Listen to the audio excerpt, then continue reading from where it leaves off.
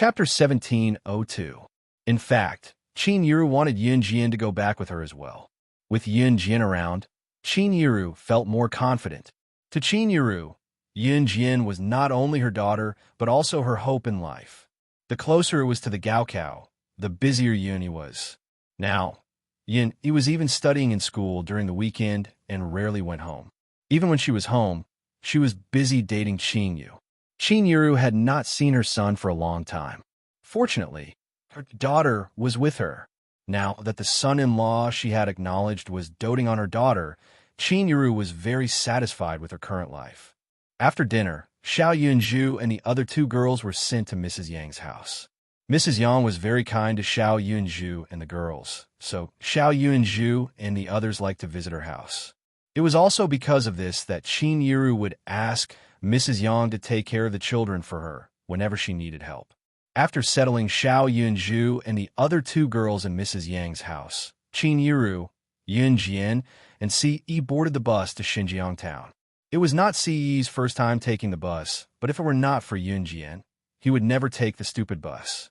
Coincidentally, it was the last bus from Longmen City to Xinjiang town at 6 o'clock.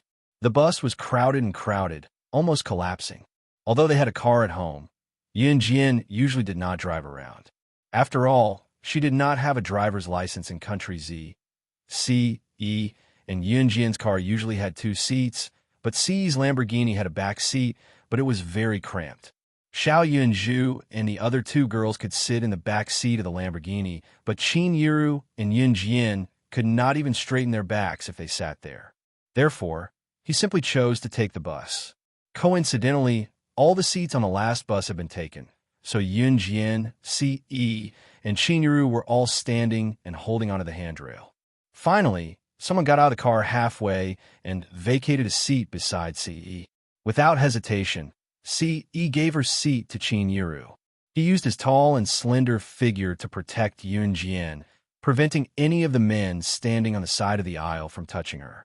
"Haha, young man, is this your girlfriend? Why are you protecting him so tightly?" A middle-aged man asked Ce as he grabbed the armrest. Because there were no seats, and this era was not like now, where everyone had a cell phone in their hands. Standing on the bus while holding onto the handrail was a very boring thing to do. This uncle had nothing to do, so when he saw Ce hugging Yun Jian like she was a treasure, he couldn't help but chat with Ce. "She's my wife." Ce didn't look at the uncle. His handsome eyes were looking straight at Yun Jian, and he didn't sound shy at all when he spoke. "Wife, you're still young, right? You're already married?" the uncle asked with a smile. After being asked this question, Yun Jian had a bad premonition. As expected, when Ce took out his and Yun Jian's country our marriage certificate and showed it to the uncle, even the uncle was a little embarrassed. "Ahem, this, young man, you still carry your marriage certificate with you?" The uncle laughed awkwardly. "Yes." Ce only responded softly. "You must love your girlfriend, your wife, very much, right?" The uncle almost asked the wrong question, but he immediately reacted and corrected himself. "For her, I can give up everything."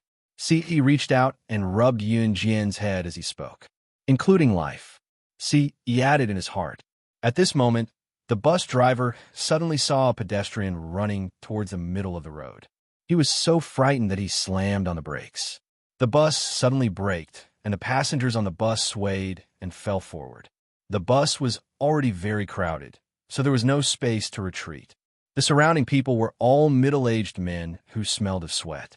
See, he was a clean freak, so he didn't like to come into contact with these people. But when the bus driver slammed on the brakes, he didn't even hesitate to turn around and hug Yun Jian, causing the people who smelled of sweat to fall on him. When they fell on him, he didn't even cry out in pain. Instead, he looked straight at Yun Jian, constantly checking to see if Yun Jian was scratched or hurt. Chapter 1703. Qin Yiru was sitting beside them. She had seen how Ce shielded Yun Jian just now. Watching how Ce shielded Yun Jian and how he did not even frown when people bumped into him, still shielding Yun Jian with his sturdy frame, Qin Yiru opened her mouth to say something but kept it shut in the end. Qin Yiru had an indescribable feeling when she saw how protective he was of her daughter. Her daughter was so lucky to have met a good kid like Ce. If Qin Yiru's inner monologue was heard by Ce, he would probably blurt it out. Meeting her was the happiest thing that had ever happened to him. Taking the last bus back to Xinjiang town from Longmen City, the bus was so crowded that even the air on the bus was stale. It was stuffy and smelly. Yun Jian did not feel any bumps on the way because Ce stood behind her and held her in his arms, preventing anyone from touching her. Qin Yiru only saw Ce shielding her daughter, but did not notice that when Ce shielded Yun Jian, he bent his lean back and lowered his head slightly to press his thin lips to Yun Jian's ear intimately. His large palms were even more stimulating. Ce and Yun Jian were standing beside Qin Yiru as he wrapped his large palms around her waist and placed them in front of her abdomen. Yun Jian's breasts were huge, especially when she was still in her growing phase. Even today, Yun Jian could not hide her voluptuous breasts even if she wore a loose top. Ce's bracelets were placed slightly above Yun Jian's flesh-free abdomen. He could even feel the bottom of her perky breasts. Qin Yiru did not notice that Ce had secretly taken a few bites of her daughter as her eyes were filled with relief. She was glad that her daughter had met someone who loved her as much as Ce. It was true that Ce doted on Yun Jian and planned to dote on her to the core. It was only when they arrived at Xinjiang town and got off the bus that Yun Jian breathed in the fresh air. The sky was completely dark by then. The uncle who spoke to Ce just now was from Xinjiang town as well. Before he left, he tiptoed with a grin to pat Ce's shoulder and gave Ce a thumbs up. Good lads who dote on their wives. The young lady has good taste to be with you at such a young age. With that, the uncle shook his head with a smile and walked further and further away. After the uncle left, his words made Yun Jian's cheeks moisten slightly.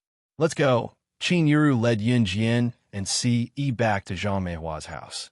After dinner, regardless of whether it was a village or a town, people who did not need to go to work after a busy day would gather in front of a house and chat endlessly. When Qin Yiru brought Yun Jian and Ce to Zhang Meihua's house, there was a group of old women sitting in front of her house. There were a few young ladies standing beside the group of old women who were very outstanding.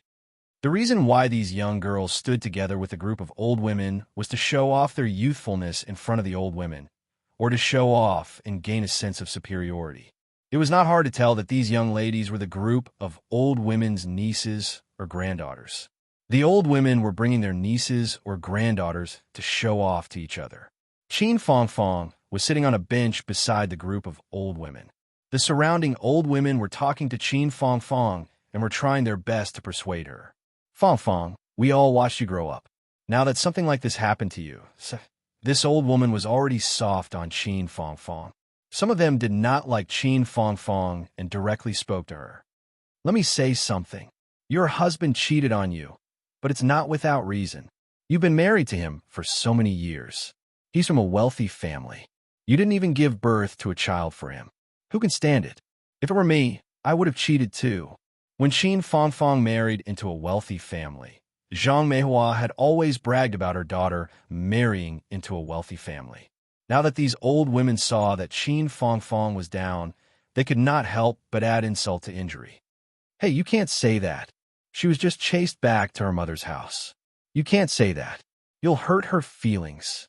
Another old woman rolled her eyes at Qin Fangfang. Zhang Meihua was not sitting there at this time.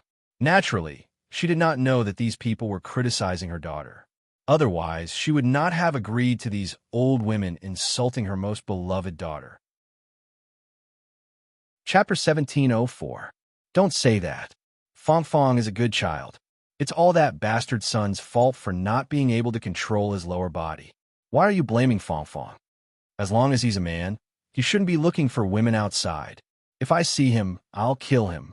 Among the group of old ladies present, not all of them were here to hit Qin Fangfang when she was down. One of them, Granny Xia, was sitting beside Qin Fangfang. When she saw Qin Fangfang close her eyes in pain, her heart tightened.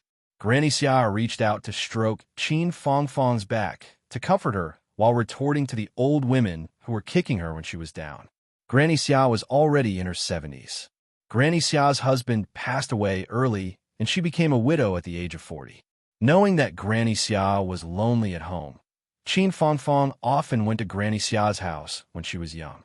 Granny Xia was very important to Qin Fangfang. Granny Xia did not have any children. She treated Qin Fangfang as her own daughter. She also watched as Qin Fangfang married into a wealthy family outside the province. To Granny Xia, even though Qin Fangfang rarely came back these years, she still looked forward to it. Whenever Qin Fangfang returned to Xinjiang town, she would visit Granny Xia. Now, something like this had happened.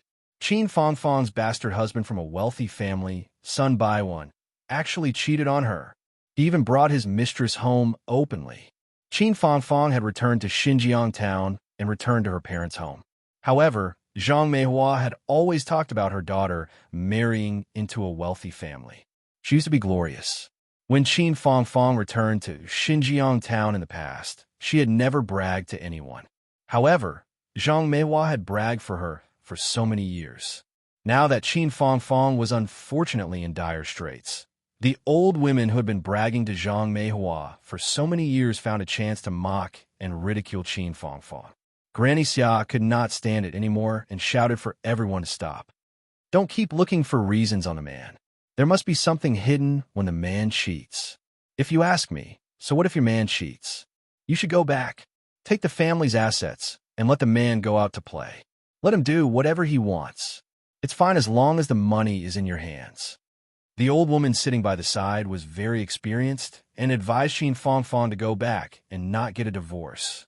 Qin Fangfang obviously didn't want to listen to the old woman's words. She lowered her head. After listening to the old woman's words, she really couldn't take it anymore and walked towards the door. Just as she stood up, Madame Fan grabbed Qin Fangfang's hand and refused to let her go. The old woman who had said that Qin Fangfang couldn't give birth to a child for Sun Baiwan grabbed Qin Fangfang's hand and refused to let her leave. Don't go. We're just concerned about you. Besides, that's the truth. If you work hard and give birth to a son or daughter for your future husband, he won't cheat on you. Being scolded for not being able to have children was Qin Fangfang's bottom line. It was also something she hated to hear the most. The old woman, Madame Fan, even grabbed Qin Fangfang's hand and refused to let her go. This scene was witnessed by Qin Yiru, who was walking over from afar. Qin Yiru was so protective of her sister that even Qin Yiru did not realize that she was born weak. Now, she had the courage to dash forward and grab Madame Fan's hand, flinging her away. Then, she shouted at Madame Fan, "Let go of my sister." Yin Jian and Si Yi followed closely behind. When Qin Yiru flung her hand away, Madame Fan's body jerked backward and she almost fell down. After she steadied herself, Madame Fan glared angrily at Qin Yiru, who had suddenly appeared, and pushed her. She scolded Qin Yiru mercilessly. "Oh, is Yiru from the Qin family back? You Qin sisters are really something. Both of you are divorced and chased back to your parents' home. Those who don't know would think that your daughters have contracted some kind of illness." Slap! Before Madame Fan could finish her sentence, a huge slap came at her. In the next second, Madame Fan felt dizzy and was flung a few meters away. When the crowd saw this, they quickly turned around in shock and saw Yun Jian, who had slapped Madame Fan, standing in front of them. After Madame Fan was flung away, she strode forward and grabbed Madame Fan's collar, saying coldly. Chapter 17:05. Yun Jian's slap was so powerful that it sent the person flying several meters away. This action shocked the old women and the young girls standing around. "Are you Qin Yiru's daughter, Yun Jian?" One of the old women recognized Yun Jian. She was stunned and then dumbfounded. Qin Yiru's daughter, Yun Jian, was New Cruise's director. This news had spread throughout Xinjiang town. Yun Jian's reputation was known by everyone in Xinjiang town. Moreover, when Qin Yiru remarried, Yun Jian had organized her wedding single-handedly. She had laid out the red carpet from Zhang Meihua's house to Gu Yunjian's house. More than 20 sports cars have been sent to the wedding, some of which were limited edition sports cars. The wedding half a year ago had caused a sensation in Xinjiang town. Qin Yiru's daughter, Yunjian's name had spread throughout Xinjiang town at that time. Therefore, it was not surprising that the old woman could recognize Yunjian. Ms. Fan, who had been sent flying by Yunjian's kick and grabbed by the collar, had wanted to retaliate against Yunjian. However, when she heard the other old woman mention that Yunjian was new cruise's director, she was stunned. Grandma, who is she? How can she hit an old woman? Doesn't she know how to respect the old and love the young? The old women in Xinjiang town had spread the news that Qin Yiru had given birth to a powerful daughter. However, the few young girls who rarely returned to Xinjiang town and would occasionally return to the countryside to show off after getting good grades in school did not know who Yunjian was. One of the girls, who was rather petite and had a pair of slender and fair thighs, had spotted Ce from afar. It went without saying that young girls would pay attention to the opposite sex.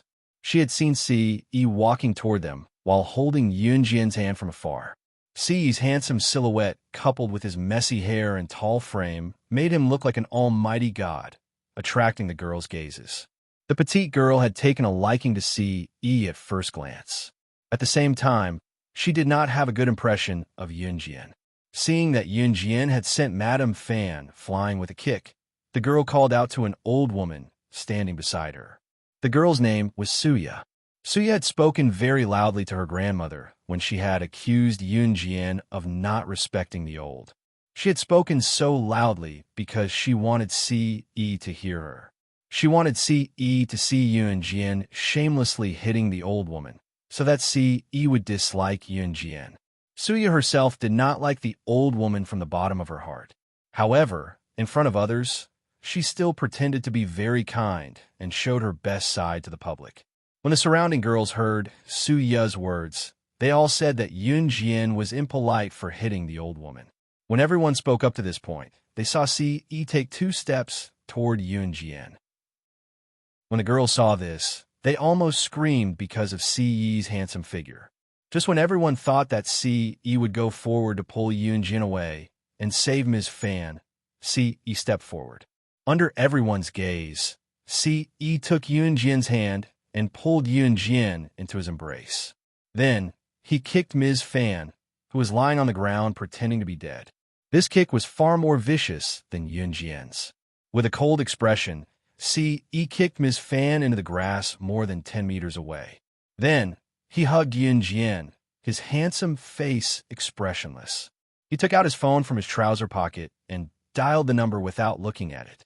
The moment the call connected, Ce ordered the person on the other end of the phone in front of everyone. Chapter 1706. Remember, when he said he was going to annihilate Fanshur, he was going to annihilate her entire family. Everyone's expression darkened when they heard Ce's words, especially Suya and the other girls who wanted Ce to think that Yunjian was a girl who disrespected the elderly and wanted Ce to lose all affection for Yunjian when he realized this. Now, they were pale with fright. They had thought that Yunjian had gone overboard just now. In comparison, Ce was so much more ruthless than Yunjian. He was going to annihilate Fanshur's entire family just because of what she said. Was he going to kill Fanshur just because of what she said just now? Moreover, Ce's actions just now terrified the girls. Could it be that he was from the underworld? Ce hung up without waiting for the person on the other end to reply and pulled Yunjian into his arms. Looking at Yunjian's face that he could not bear to let go of, Ce's chilling words spread to every corner of the venue, sending chills down everyone's spine. Everyone here, listen up. If I hear any of you bad-mouthing my mother-in-law in the future, I'll annihilate your entire family. Ce's gaze on Yunjian was gentle, but his words to the crowd were chilling like winter ice. Qin Yiru was Xiao Jian's mother, which meant that she was his mother as well. Ce had never experienced a mother's love, but he had received Qin Yiru's care. To Ce, Qin Yiru was Yunjian's mother as well as his mother. Naturally, he would not let his mother be bullied. If Adam and Shuiying were here to hear what Ce said, they would probably be mocking him. They were not even officially married yet, and their young master was already calling her mother-in-law. How shameless. Of course, if Adam and Shuang said that in front of CE, they would definitely be banished to the Amazon forest for a few years by CE. Once CE spoke, the gossipy old women and the girls who had badmouthed Yunjian shuddered and gulped. Go, go, go, go, it's too scary. Let's go home. The old women around them were smart as well. When they heard CE's words, they left the place like they were fleeing. Those young girls were the granddaughters or nieces of the old women. When the old women left, these young girls were naturally taken away with them. Soon, the place quieted down. Madame Fan, the old woman who had badmouthed Qin Yiru and Qin Fongfong, crawled over from the lawn and knelt in front of Qin Yiru. She knew that if Yun Jian was capable, CE would not be too bad.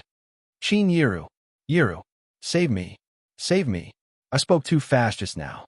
You can't let your son-in-law treat me this way. I'm a dutiful person. It's my fault, it's my fault. I won't do it again. I beg you. Please let me go. Madame Fan knew that Qin Yiru was easy to talk to, so she kowtowed desperately to Qin Yiru to admit her mistake. Although Madame Fan had gone overboard with her words, Qin Yiru still had to return to Xinjiang town.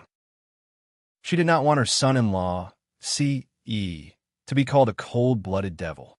Therefore, Qin Yiru asked CE to just teach her a lesson and not kill her. CE did not respond at first, but when Qin Yiru told Yunjian did not wait for CE to finish before CE agreed. I'll listen to you.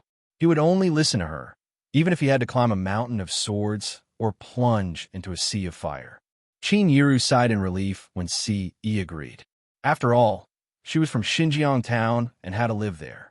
If CE really destroyed the Fan family, who would dare to get close to her in Xinjiang town? CE could not help but rub Yunjian's head. Chapter 1707. Although Madame Fan was not destroyed, in the next few days, she continued to receive news that her son's company went bankrupt, her daughter-in-law wanted a divorce, and her daughter's husband's family went bankrupt overnight. They could not even afford to live on the streets.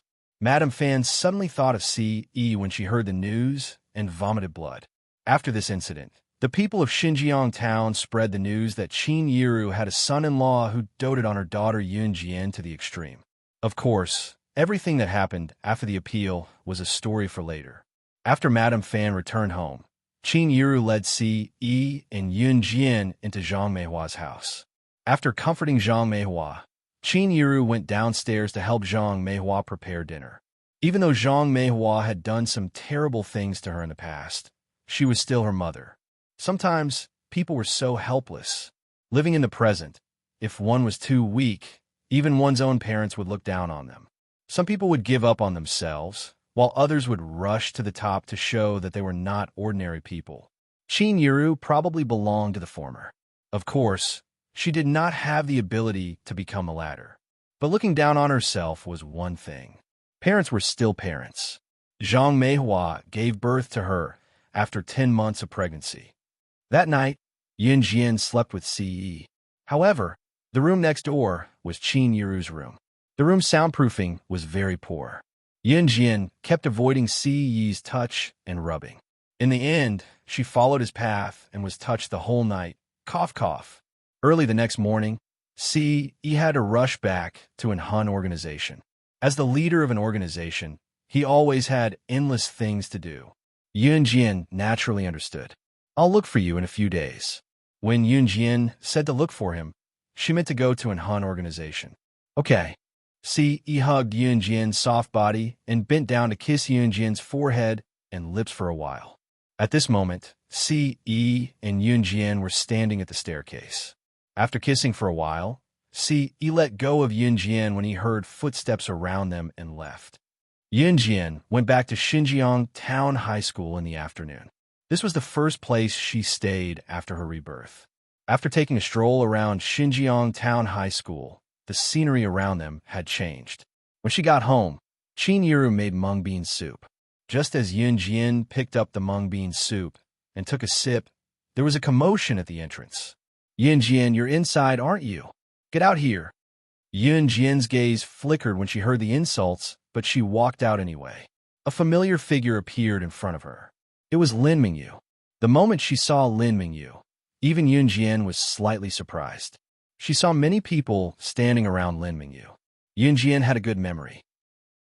She could tell that the people standing around Lin Mingyu were all Xinjiang Town High School students. They were her classmates. More than a year ago, the first person she met after her rebirth was, strictly speaking, Lin Mingyu and her little follower. At that time, Lin Mingyu pushed her head into the school's toilet. She had punished Lin Mingyu after that. Why was she here again?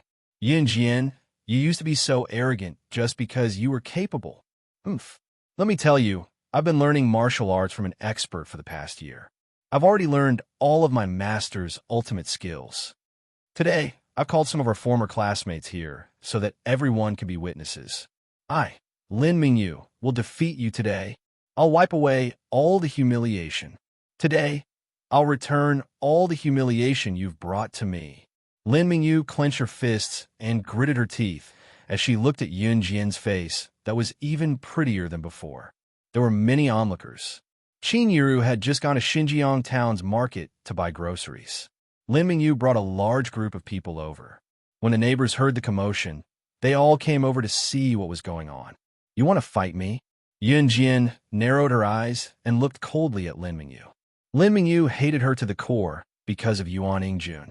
She did not expect her to be so unrepentant after so long. That's right.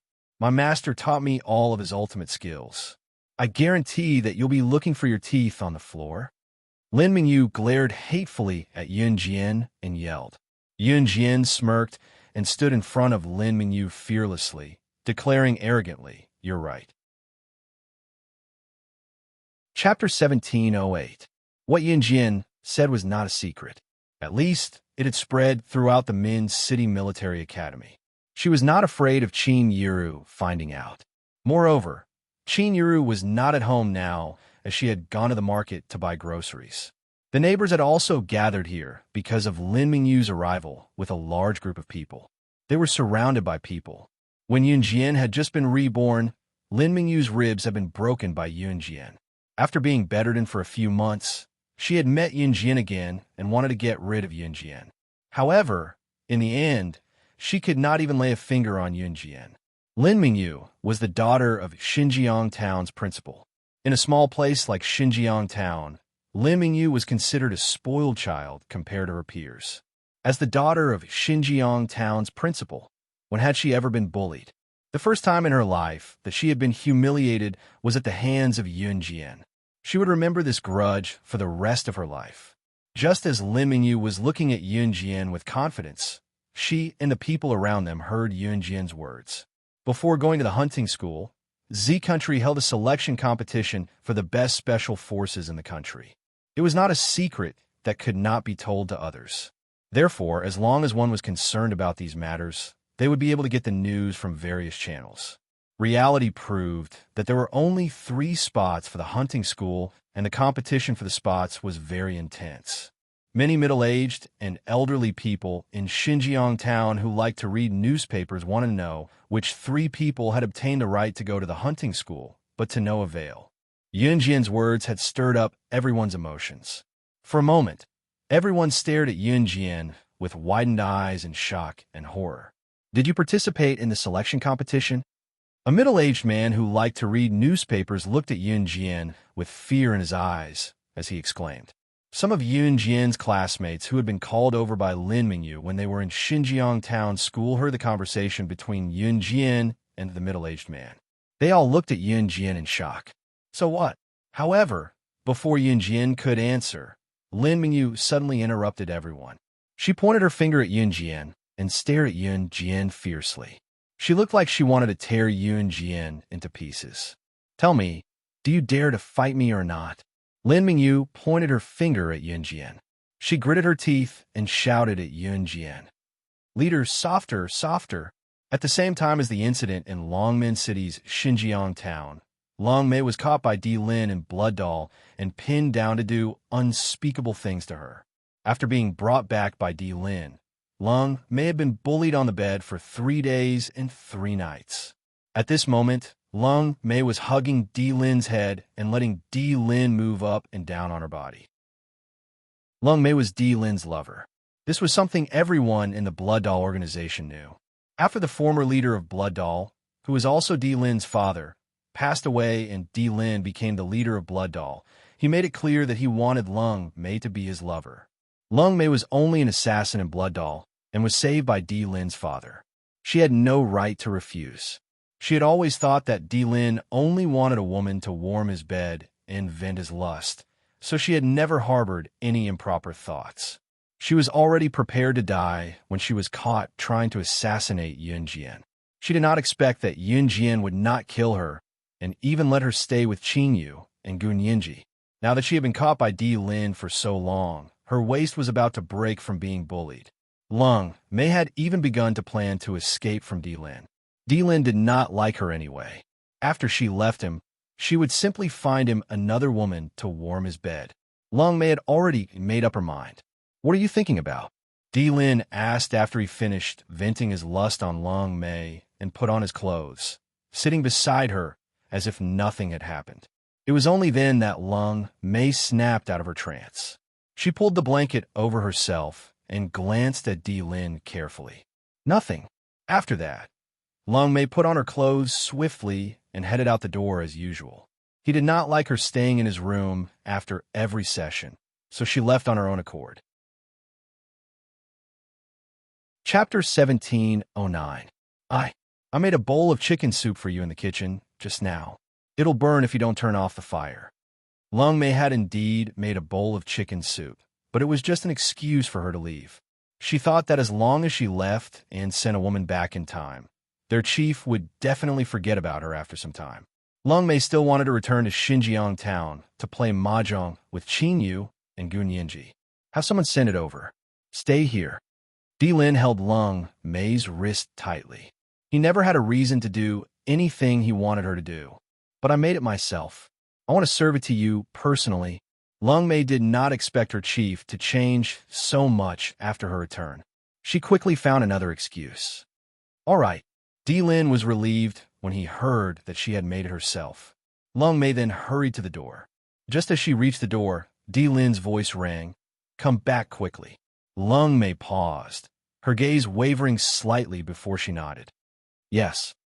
Lung Mei ran straight to Blood Doll's training ground after leaving the room and met Ruoyin. You're really running? Ruoyin held her forehead, looking at Lung Mei. Quick, lend me your helicopter. Lung Mei came over and hugged Ruoyin's shoulders. If I were you, I'd stay by the chief's side obediently. Can't you see that the chief loves you so much? Ruoyin could not help reminding her. Lung Mei's hand froze as she wavered. She actually loved Di Lin very much. However, if he really loved her, she had been with him for so many years. Why would he still? I'm leaving. Don't think about me. Lung Mei snatched Ruoyin's helicopter and drove it away without further thought. Ruoyin, who stood where she was, shook her head. She was betting a dime. Lung Mei would definitely be caught and brought back soon. At the same time, Xinjiang town, Longmen City. Lin Mingyu was pointing at Yun Jian as she shouted confidently. Tell me, do you dare to fight me or not? After Lin Mingyu shouted, Yun Jian's and Lin Mingyu's classmates in Xinjiang Town High School stood up to support Lin Mingyu. Mingyu's master has always been living in seclusion on the mountain. A year ago, he personally came down the mountain to take Mingyu as his disciple. It said that Mingyu's bones are suitable for practicing martial arts, and that she's a rare talent that only appears once in 1,000 years. Wow, you made a hermit expert come down from the mountains to recruit a disciple, and he even came looking for you himself. Mingyu, you're amazing. We support you. You're the best. Back in Xinjiang Town High School, there were very few people who helped Yun Jian.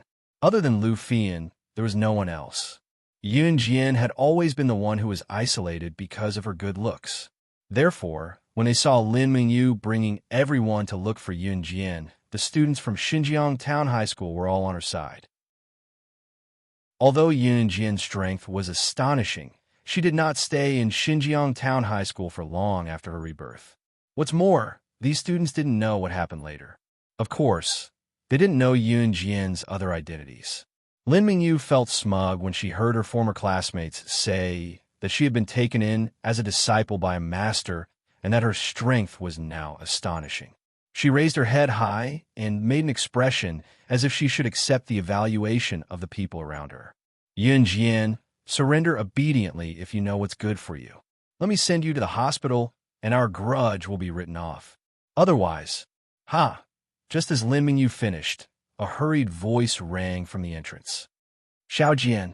Right after that, Yunjian saw a few people running in through the entrance. Since it was Saturday and school was over, the students could return to Xinjiang town. Lu Fian was the first to run in. Following behind her were the original basketball team of Xinjiang Town High School, Li Xiangyi, Wu Kuei, Wen Rui, and others. Lu Fian and the basketball team were the first batch of friends that Yunjian made in Xinjiang town. When she left Xinjiang town, Yunjian had promised Lu Fian and the basketball team to meet in Longmen City a year later. A year later, however, Yunjian went to Min City Military Academy, while Lu Fian and the basketball team went to Longmen City. Sometimes, even Yunjian herself could not predict what would happen in the future as things changed. When Lu Fian and the basketball team ran in, they stood in front of Yunjian and glared at Lin Mingyu. Lin Mingyu, what do you want? Xiao Jian didn't do anything to you at all. It's always you and Yuan Ingjun harassing her. Now that you're here, how shameless can you be? Lu Fian growled at Lin Mingyu as she stood in front of Yunjian. Chapter 17:10. Hey, isn't this LV Fian? Your dad killed someone. He's still in jail, isn't he? Lin Mingyu saw LV Fian and immediately recalled how LV Fian's father was knocked down by a female teacher in school and accidentally stabbed someone with a pole from a tall building. That incident had caused a huge commotion in Xinjiang Town and Xinjiang Town High School. As Lin Mingyu was the daughter of Xinjiang Town High School's principal, she naturally knew about the incident. LV Fian was Yunjian's friend. Back then, Lin Mingyu had asked her two followers to push Yunjian's head into the toilet pit. It was LV Fian who had complained to the teacher, although the teacher had helped her. Therefore, when Lin Mingyu saw LV Fian running over to protect Yunjian, she did not hesitate to poke at LV Fian's sore spot. LV Fian's father was supposed to be in jail for the rest of his life because of Yunjian's rescue. Now that his sentence had been reduced, he could not avoid jail. That was LV Fian's pain. Therefore, when she heard Lin Mingyu's words, LV Fian clenched her fists tightly. I won't allow you to talk about my dad. If Li Xiangyi had not grabbed LV Fian's arm from behind, LV Fian would have charged forward to fight Lin Mingyu. If it had been in the past, LV Fian would not have been at a disadvantage if she fought with Lin Mingyu. However, Lin Mingyu had trained with the expert for a year now. Naturally, her strength was different from before. Lin Mingyu felt a sense of satisfaction when she saw LV Fian being stopped by someone who was afraid of her strength when she wanted to beat her up. As expected, it was good to have strength. No one could bully her, and she could bully anyone she wanted. Lin Mingyu felt that she was invincible when she saw that. Everyone else thought so too. Mingyu, you're amazing. You're amazing. I was shocked when I heard that the expert took you in as his disciple. I'm really impressed. That's right. That Yunjian is nothing. She should have surrendered to you long ago. The few female classmates who were originally from Xinjiang Town High School started to praise Lin Mingyu. The tone of their praises almost made Lin Mingyu fly into the sky. The neighbors near Zhang Meihua's house started to gather. There were more and more people. There were those who were watching the show, those who were worried, and those who were gloating. There were all kinds of people. It was just that these people who were watching the show didn't know how to speak. Just when Lin Mingyu was feeling complacent and proud, thinking that she was a legend that everyone was praising, Yunjian's words suddenly rang out and reached everyone's ears. A rare genius that only appears once every 1,000 years. Just looking at your skeletal structure, a person like you shouldn't be suitable to learn martial arts. To be able to praise you as a rare genius. I really want to meet you. Yunjian crossed her arms and looked at Lin Mingyu coldly. Lin Mingyu's bones were loose and her attacks were soft. Even if she met an expert, even if she was trained from a young age, she would never reach the level of a senior assassin. For someone like Zhang Xiaofeng, who had strong bones and powerful punches, just a few words of guidance would be enough for him to reach the sky. This was also the reason why Yuan Jian accepted Zhang Xiaofeng as her disciple. Lin Mingyu was a rare genius that only appears once every 1,000 years. Yuan Jian almost sneered. Why? Are you jealous after hearing that I'm a rare genius that only appears once every 1,000 years? Let me tell you, even if you're jealous, it's useless because I was born with it. Master said that I was born to learn martial arts. Hearing Yuan Jian's words, Lin Mingyu thought that Yuan Jian was jealous. She laughed and spoke confidently. However, just as Lin Mingyu finished speaking, a woman with voluptuous breasts and buttocks walked in through the main door. This woman was charming and had a voluptuous figure. The moment she entered, she attracted the attention of many men. However, after the woman saw the scene, she laughed loudly and then said to Yuan Jian in front of everyone. Chapter 17:11. Lung Mei's sudden appearance startled everyone present. At this moment, Lung Mei was wearing a tight-fitting black leather jacket and pants. Her perfect body was fully displayed. Anyone who saw such an enchanting and sexy figure would be attracted to her. Even the women were attracted to her, let alone the men. Seeing Lung Mei enter from the entrance, she did not hesitate to spit out what she had just said. By the time everyone realized that cold charm was the woman that Zhang Yang was talking about, everyone was shocked. Those present were ordinary residents of Xinjiang town, farmers, construction sites, or factory workers. They did not even go to Longmen City often and had to be frugal with their spending. Hearing Lung Mei say the word kill so casually, everyone was shocked. What are you doing here? Just as everyone was puzzled and wondering how Yuan Jian could possibly know this woman, Yuan Jian suddenly looked at Lung Mei with her arms crossed. She obviously knew this woman who spoke of killing so casually. Everyone was shocked. Even Lu Fian, Li Xiangyi, and Lin Mingyu were surprised. Qin Yu and Gun Yinji asked me to hide here for a few days. Don't rat me out, Lung Mei said lazily as she walked to Yuan Jian. I didn't hire you to slack off. Yuan Jian narrowed her eyes. She did not look at Lung Mei, standing where she was with her arms crossed. Now that the Blood Doll organization had been handed over to her, it meant that all the assassins and agents in the organization would be paid a commission. Some of the kosher mercenaries' own trained assassins and agents had an agreement. When the agreement expired, they would be set free. If these assassins and agents were willing to stay in the kosher mercenaries, the kosher mercenaries would hire them at a reasonable price. This was the commission. Lung Mei had been in the organization for so many years, and her contract had expired long ago. In other words, Lung Mei would be paid even if she did nothing in the organization. Now that the organization had been handed over to Yuan Jian, Lung Mei would still be paid for slacking off, and her salary was not low either. I'm just taking a few days off. There's no need to be so calculative. In the past, Lord Chief didn't even care about me. Lung Mei said. In the past, Di Lin really didn't care about Lung Mei. Even if Lung Mei slacked off for a year, Di Lin didn't say anything about her. Don't do it again. Yuan Jian pursed her lips. She smiled and said softly. Okay. Lung Mei was relieved. Not bad. There was a place to hide. The conversation between Yuan Jian and Lung Mei was heard by the people around them, but they were confused. What do you mean by I'll hire you? What leader? What the hell was all this? Everyone present was confused for a moment. Yuan Jian, what the hell are you doing? Even if you pretend to be very strong, it's useless. I'm a genius that only appears once in 1,000 years. Master said that even if you practiced martial arts since you were young, you would definitely not be able to beat me. Calling for reinforcements was futile. What nonsense are you talking about? Don't make me laugh to death. Hearing Lung Mei and Yuan Jian's conversation, Lin Mingyu was confused. She laughed coldly, then looked at Yuan Jian and sneered. That's right. What nonsense are you talking about? Do you really think you're very strong? I'm dying of laughter. Mingyu, we support you.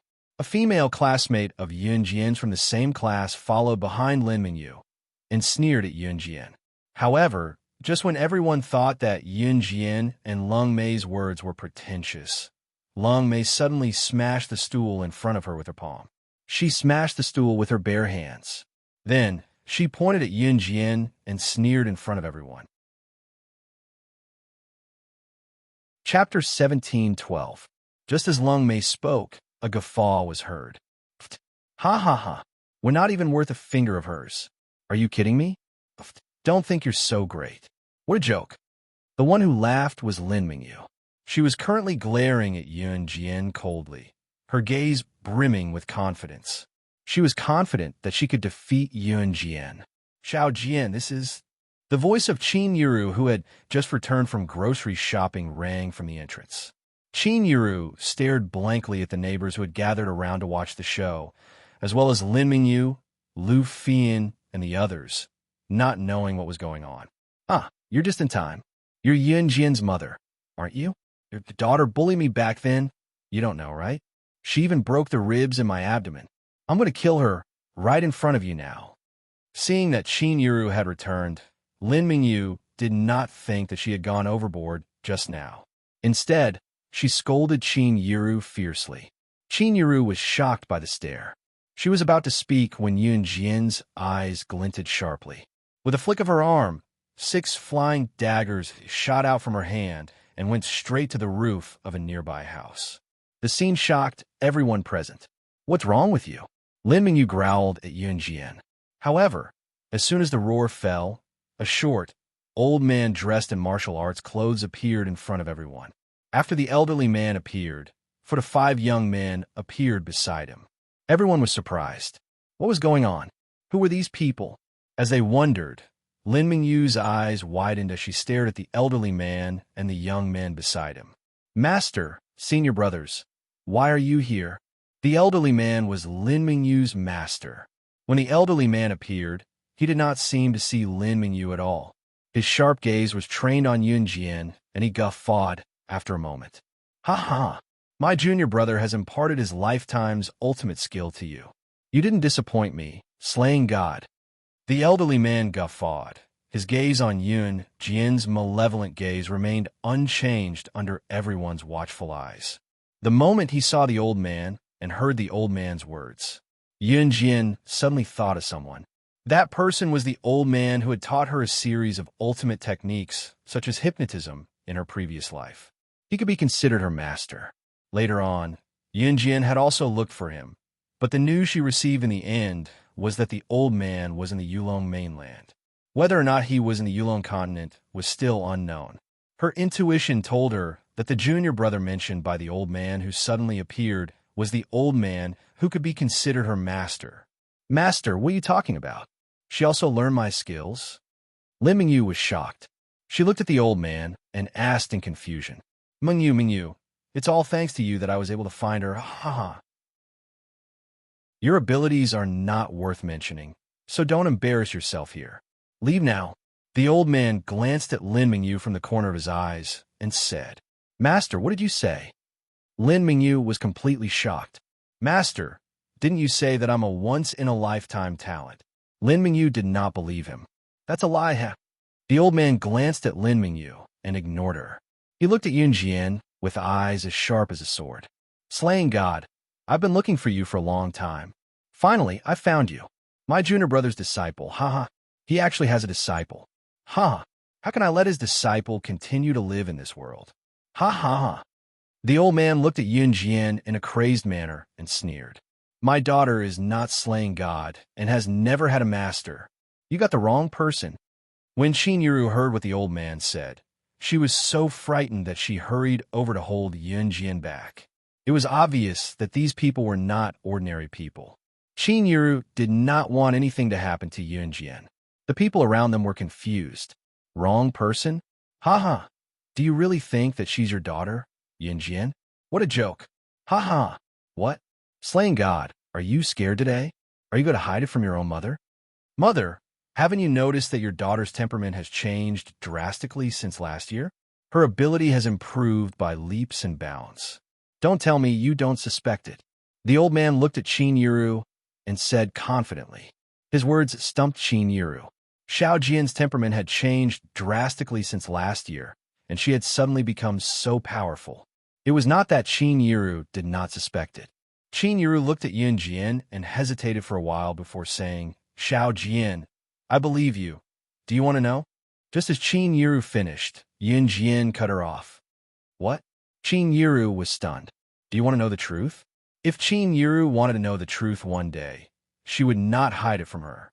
Yun Jian had expected this day to come sooner or later. Qin Yiru was stunned. Yun Jian's red lips curled up in front of everyone. She stood in front of Qin Yiru and spoke to Qin Yiru in front of Lin Mingyu, Lu Fian, Li Xiangyi, the neighbors, including Qin Fangfang and Zhang Meihua, who came out later. Chapter 17:13. Yun Jian uttered those words slowly and coldly in front of everyone. Everyone's expression darkened as they listened to Yun Jian's unhurried words. Silence, a deathly silence. It was dead silent. No one dared to make a sound at that moment. Yun Jian uttered those words in front of so many people, including her biological mother. Qin Yiru. If she was lying, where did she come up with such a lie? And at this very moment, even Lin Mingyu's master pointed out that she was slaying God. The crowd was confused, especially when Yun Jian uttered the last sentence. "I'm number 1 on the international secret agent ranking, number 006, slaying God." It did not matter if it was Qin Yiru who stood nearby, Lu Fian, Li Xiangyi, Zhang Meihua, Qin Fangfang's family, Lin Mingyu, and her neighbors who were completely stunned. An image flashed across everyone's eyes. In that image, Yun Jian stood in the middle with a butterfly knife dripping with blood in her hand. Corpses were strewn all around her. She was wounded all over, but she stood among the corpses as if nothing had happened to her. She was like a murderous king. She was the number 1 on the international secret agent ranking, number 006, slaying God. She was a top-notch existence that no one had ever imagined. This is impossible. This can't be. No wonder you've changed. I was wondering why you suddenly became so strong when you were in the toilet a year ago. So you are. Lin Mingyu initially refuted. How could Yun Jian be the number 1 on the international secret agent ranking, slaying God? However, she suddenly realized something. A year ago, Yun Jian was still a slug who was so weak that she could be dragged into the toilet to be bullied. However, she had suddenly changed. It was then that she had suddenly changed. She had learned how to fight back. Her abilities had become terrifying. It was hard to fathom. At that time, Lin Mingyu was puzzled. Why did Yun Jian seem to have become another person? When Yun Jian admitted her identity earlier, Lin Mingyu thought it was impossible. The number 1 on the international secret agent ranking, slaying God. What kind of existence was that? Although they had never heard of Yun Jian's battle achievements, the first time they heard of this title, they felt that it was inconceivable. Therefore, Lin Mingyu felt that it was impossible. Slaying God, the top international secret agent ranking. How could she be Yun Jian? But in the end, even Lin Mingyu herself could not explain why Yun Jian had suddenly become so powerful. It was as if he was a completely different person. Therefore, Lin Mingyu changed her words. Everyone stared at the scene in front of them. At this moment, no one dared to say a word. Yun Jian stared intently at Qin Yiru. She saw that Qin Yiru's expression had changed from disbelief to shock. Qin Yiru had yet to put down her raised hands. She just stared at Yun Jian in a daze, unable to say a word. Yun Jian pursed her red lips and suddenly smiled. Since he had decided to talk about it, he might as well go all out. "Mom, I'm sorry for keeping this a secret from you for so long. I'm also sorry that I'm not your biological daughter. I'm a secret agent trained by the Enhan organization. Serial number 006, code name Slaying God. I was once locked up with hundreds of children in the dark organization, but in the end they all died in my hands. Because if they didn't die, I would have been the one who died. I had no choice. I'm not the daughter you're familiar with, and I'm not the child you brought up. I'm just an orphan. I've killed countless people, and my hands are stained with blood. Killing, war, heavy weapons, machinery, and computer operations. I'm proficient in everything except family. You're the one who gave me an ordinary life and made me feel a mother's love. I yearn for that kind of mediocre but caring life. At this point, Yunjian paused for 2 seconds. She pursed her red lips and looked at Qin Yiru with her mouth slightly agape. Her tone was a little slow, as if she could not bring herself to ask but had to say it. This was the first time in her life that she was at a loss because of someone. So, can you still accept me like this? Chapter 17:14. The crowd was watching the scene unfold before them. At that moment, everyone's eyes were fixed on Yunjian and Qin Yiru. Shock was unavoidable. What did Yunjian say earlier? She said that her hands were stained with blood, that she had killed countless people, that she had been imprisoned with hundreds of children, and that she had killed them all. Killing, war, heavy weapons, machinery, and computer operations, she was proficient in all of them. She was a mythical existence. Even the National College entrance examination top scholar, whom the villagers looked up to, might not be able to reach such a standard if placed on the same level as her. Right? You really know so many things? Oh my God, you're a genius. Look at us. We've been studying for our whole lives, but we don't even know what a computer is. A talkative old woman opened her mouth and looked at Yunjian in shock and fear. Old women from the villages usually exaggerated their words, and this old woman was no exception. Granny, she's a secret agent. She'll kill people. Someone tugged at the old woman's sleeve and stepped back immediately. The moment the people around them heard that Yunjian was a secret agent, they all took 2 steps back in fear. However, they were afraid that Yunjian would be ruthless when they tried to leave, so at that moment, no one dared to leave. The neighbors looked at Yunjian and stepped back in fear. Lin Mingyu and Yunjian's classmates took a few steps back as well. Everyone looked at Yunjian as if they had seen the god of plague. Yiru, your daughter has been possessed by this demon called Slaying God or something, right? Oh my, there's actually such a terrifying thing in this world. This demoness can kill people. Everyone, stay away. Yiru, you should stay away too. Don't get killed. Ask her to leave quickly, or ask the police to arrest her and shoot her. The old woman who spoke earlier reacted and immediately jeered. Soon, someone else chimed in. That's right, that's right. I was wondering how your daughter became so powerful.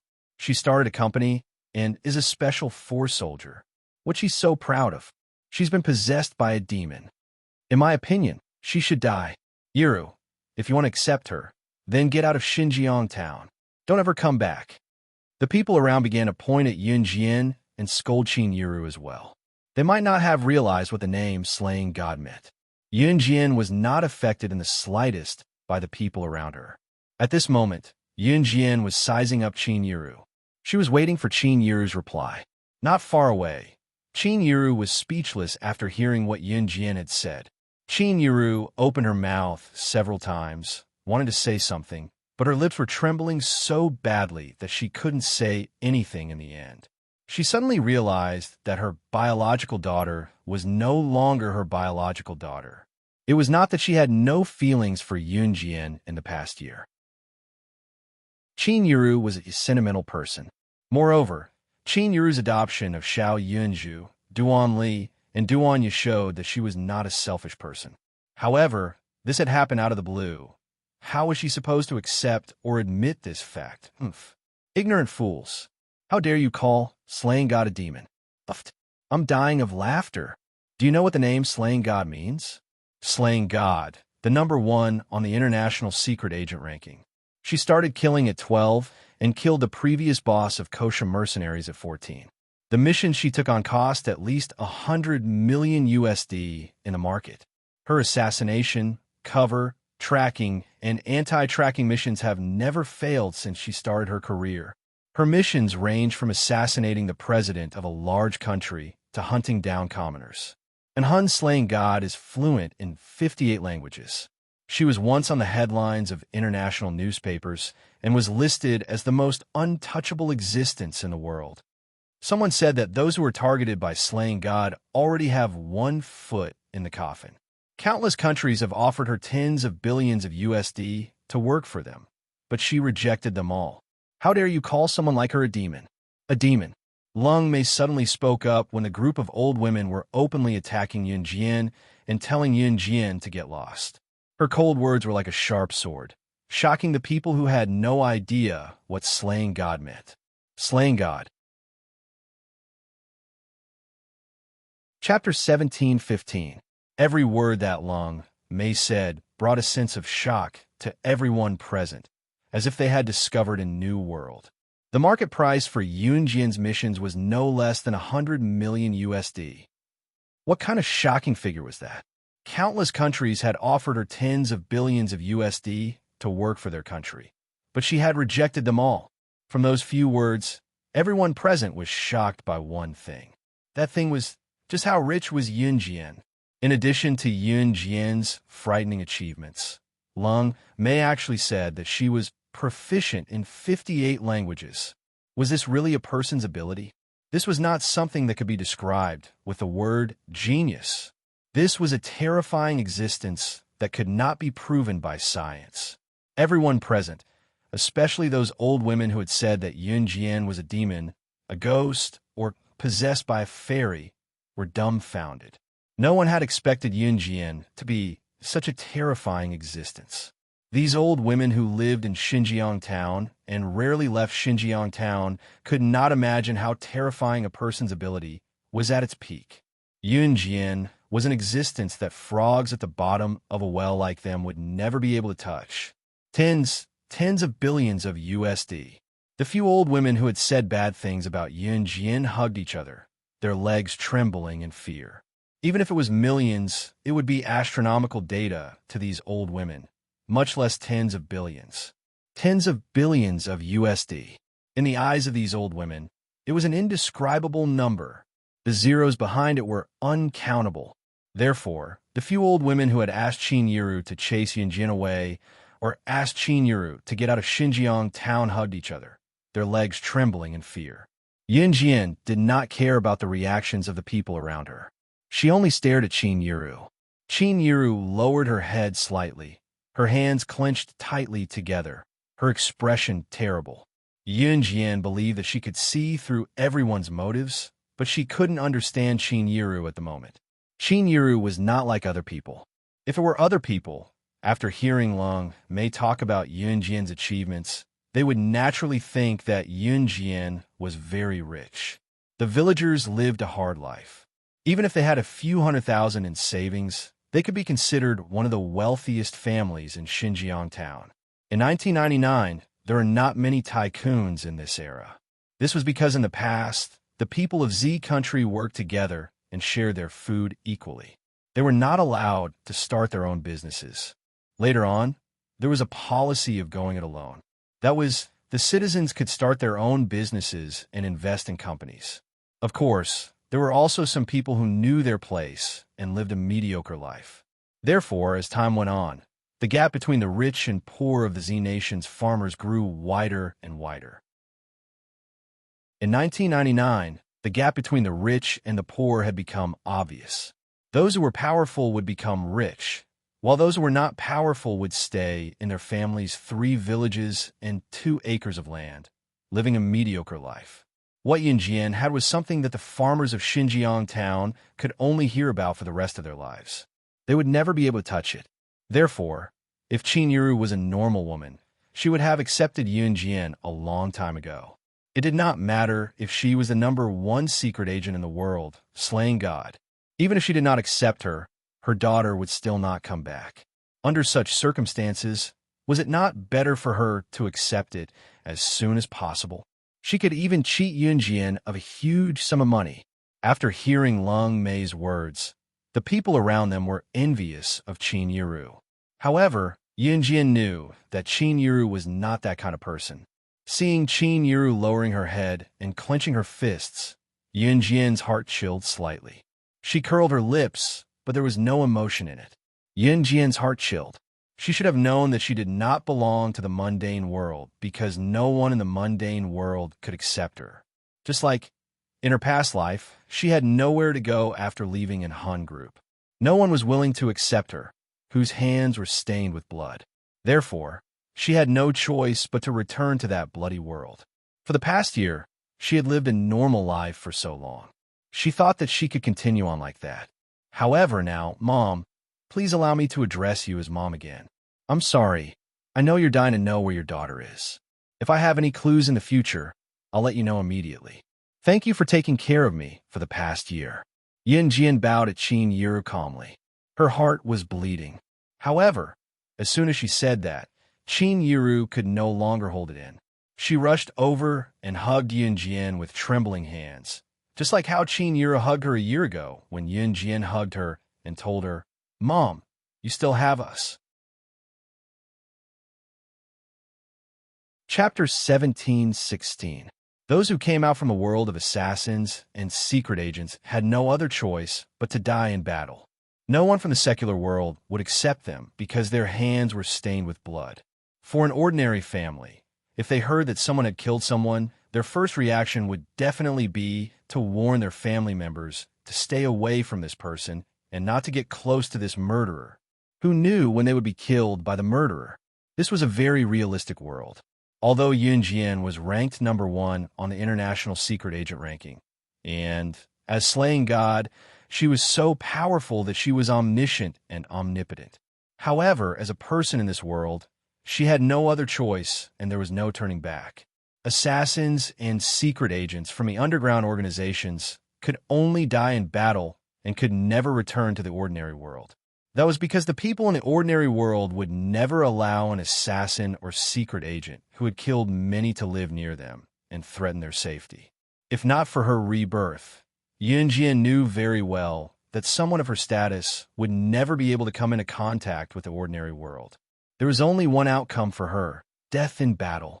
If she did not want to die in battle, she had to become stronger. She had to be so strong that no one could kill her. That was why Yun Jian had never stopped pursuing power in her previous life. Even after her rebirth, she had never stopped expanding her influence. She knew very well that there were many capable people in this world. She was powerful, but it did not mean that there was no one more powerful than her. What she wanted to do was to trample on those more powerful than her. That was survival. Yun Jian was fully prepared. She knew that Qin Yiru would find out that she was not her biological daughter one day. She was also prepared that Qin Yiru would not accept her. However, Yun Jian did not expect Qin Yiru to rush over and hug her at the last moment and say such words to her. Who in this world was not afraid of people who could kill? If it were someone else, they might acknowledge Yun Jian, but it was for the money. However, Qin Yiru did not covet a single cent from her. Yun Jian could feel the kinship she gave her. She reached out her right hand and placed it gently on her heart. Yun Jian took a deep breath. She could feel it. There was a slight warmth. This was the taste of kinship. Why are you crying? Don't cry. Qin Yiru hugged Yun Jian. After a while, she could feel a few drops of tears dripping down her shoulder. Those teardrops belonged to Yun Jian. Qin Yiru quickly turned to look at Yun Jian. She reached out and touched the tears on Yun Jian's face. Mom is here. Mom will never leave you. This is fate. It's not your fault. Qin Yiru rubbed away the tears on Yun Jian's face. She was also tearing up. Qin Yiru really wanted to ask where her daughter had gone, but at this moment, she could not bring herself to ask. Moreover, Yun Jian had also said that she would inform him as soon as she had news of her biological daughter. Crying? Was she crying? Yun Jian was stunned for a moment. From the moment her tears fell until now, she had not made a sound. Tears flowed down her cheeks silently. She did not even realize it. Tears! Yun Jian caught the tears that fell from her eyes. She was in a trance for a moment. How many years had it been since she last cried? Ever since she came to terms with the truth, she had never shed a tear even when she was living a life where she could be killed at any time in the Enhan organization. Even when she was covered in wounds, things like tears would never appear on her body. However, today, she actually shed tears. Hee. Slaying God, are you done catching up? Ha ha ha. It's time to settle our personal grudges. Chapter 17:17.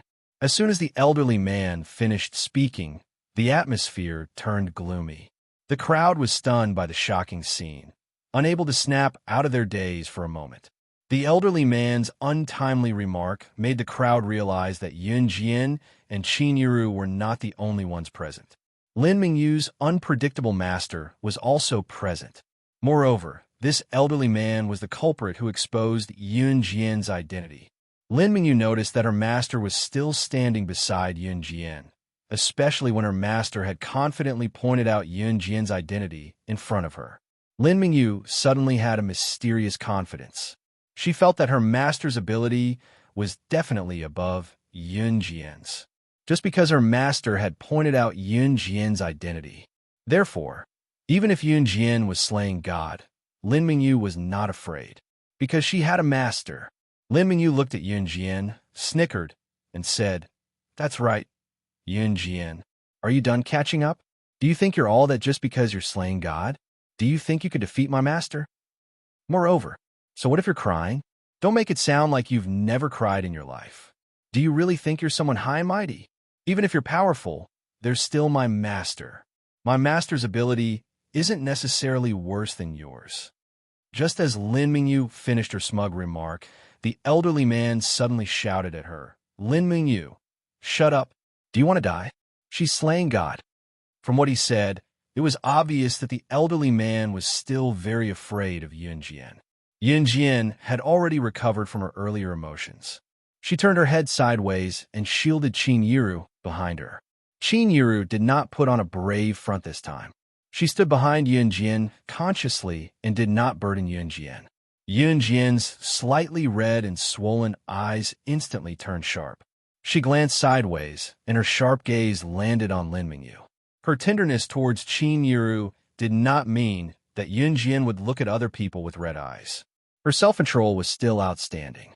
Scanning Lin Mingyu with a sharp gaze, Yun Jian's lips quirked up. Perhaps it was Qin Yiru's action just now that the burden in her heart had been lifted. Yun Jian could not be more relaxed right now.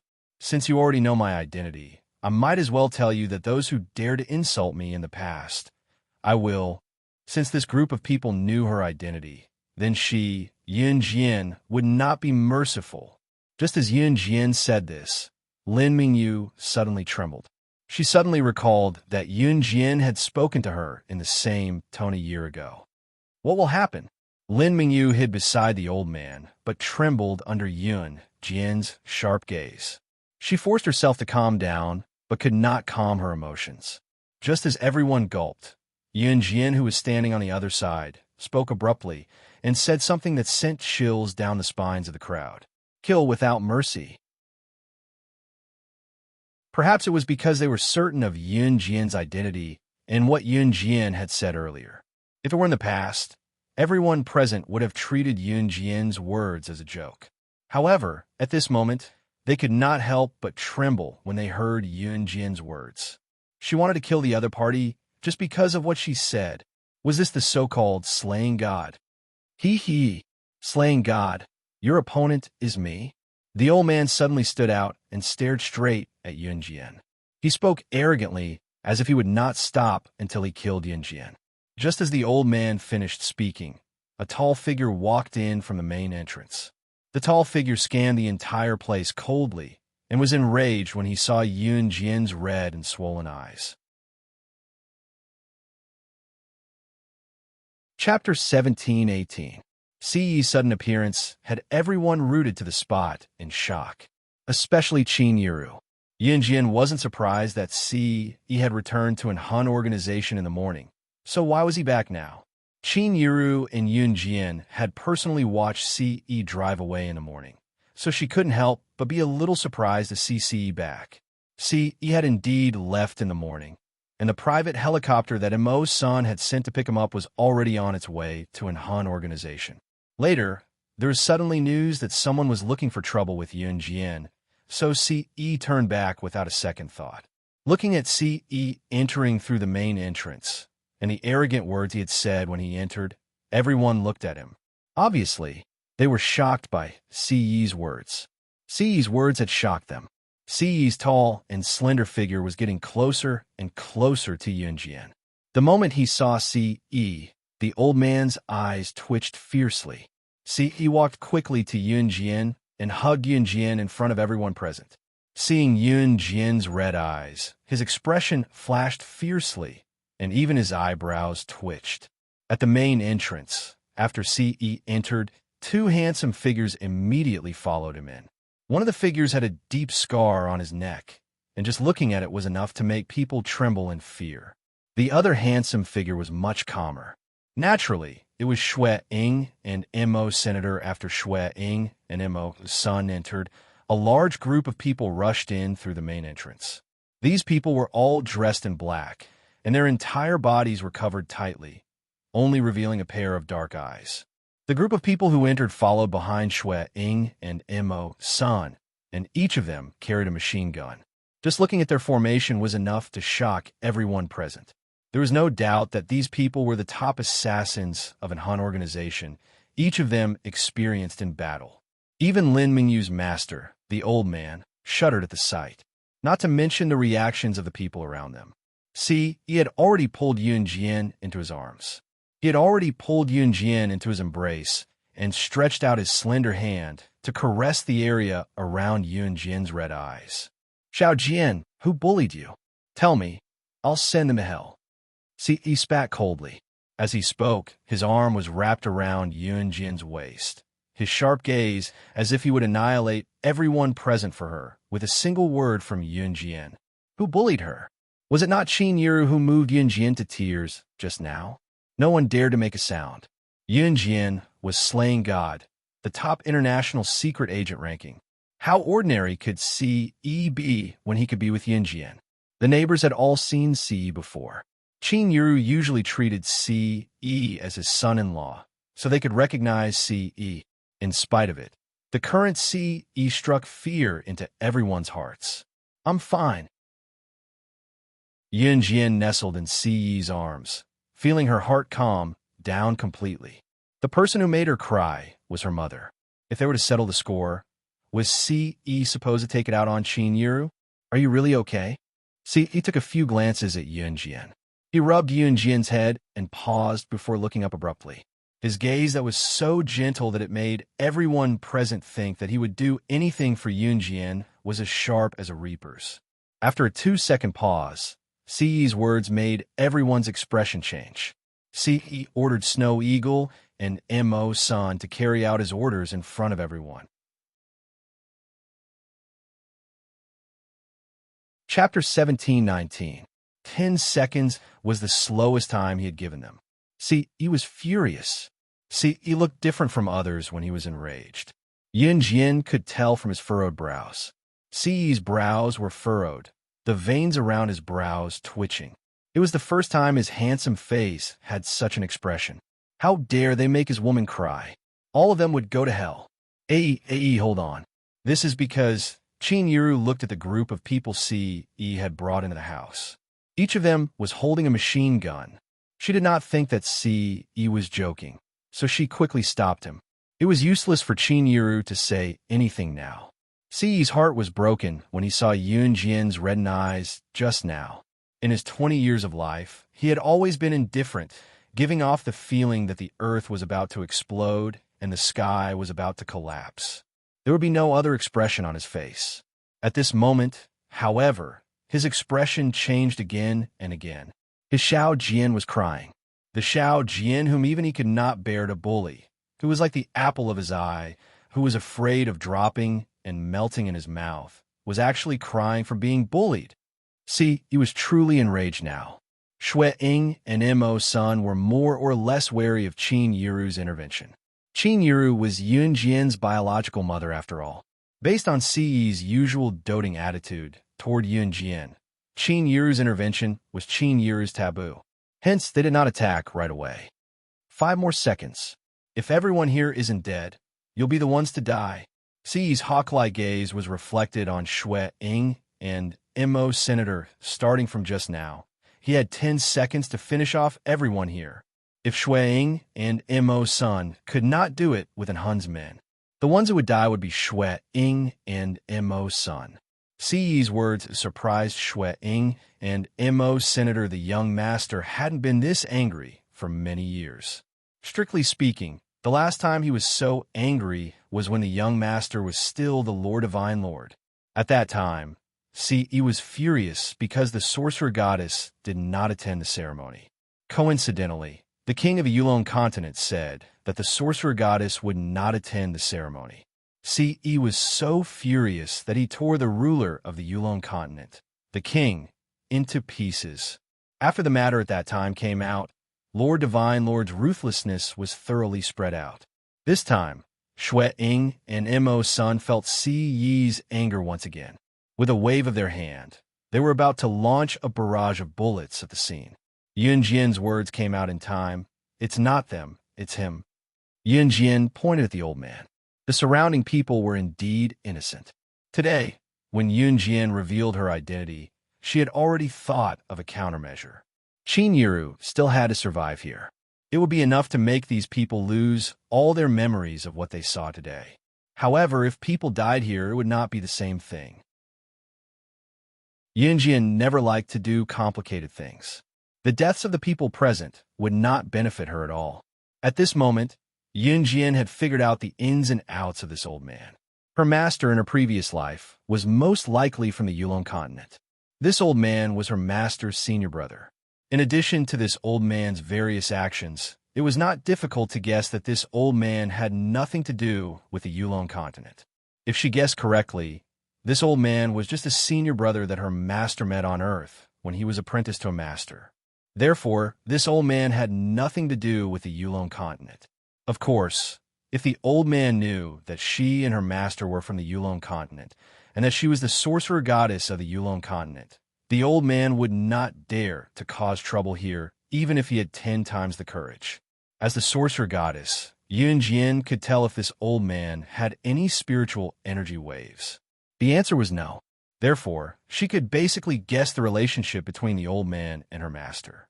As for her identity as the sorcerer goddess, Yun Jian did not plan to tell Qin Yiru at the moment. Yun Jian was now powerful enough to protect Qin Yiru due to the danger brought by the identity of slaying God. However, she had no idea how much danger the identity of the sorcerer goddess would bring to Qin Yiru. The continuous appearance of the mysterious man and the black-robed man, and the reason why she died in her previous life, she still needed to slowly explore all of these. Therefore, she would not reveal this identity unless it was absolutely necessary. Yun Jian's words were more effective than Si Yi's. Shui Ying and Imo Sun did not hesitate at all. They ordered the group of Hun assassins behind them to put down their machine guns immediately. TSK. Have fun on your own. I'm leaving now. Slaying God. We'll meet again next time. Slaying God. I'll definitely kill you next time. The old man glared viciously at Yun Jian. As soon as he finished speaking, he jumped up, intending to escape from the eaves under everyone's watchful eyes. Needless to say, Si Yi's appearance had terrified the old man. Therefore, the old man fled. Everyone present watched the scene in shock.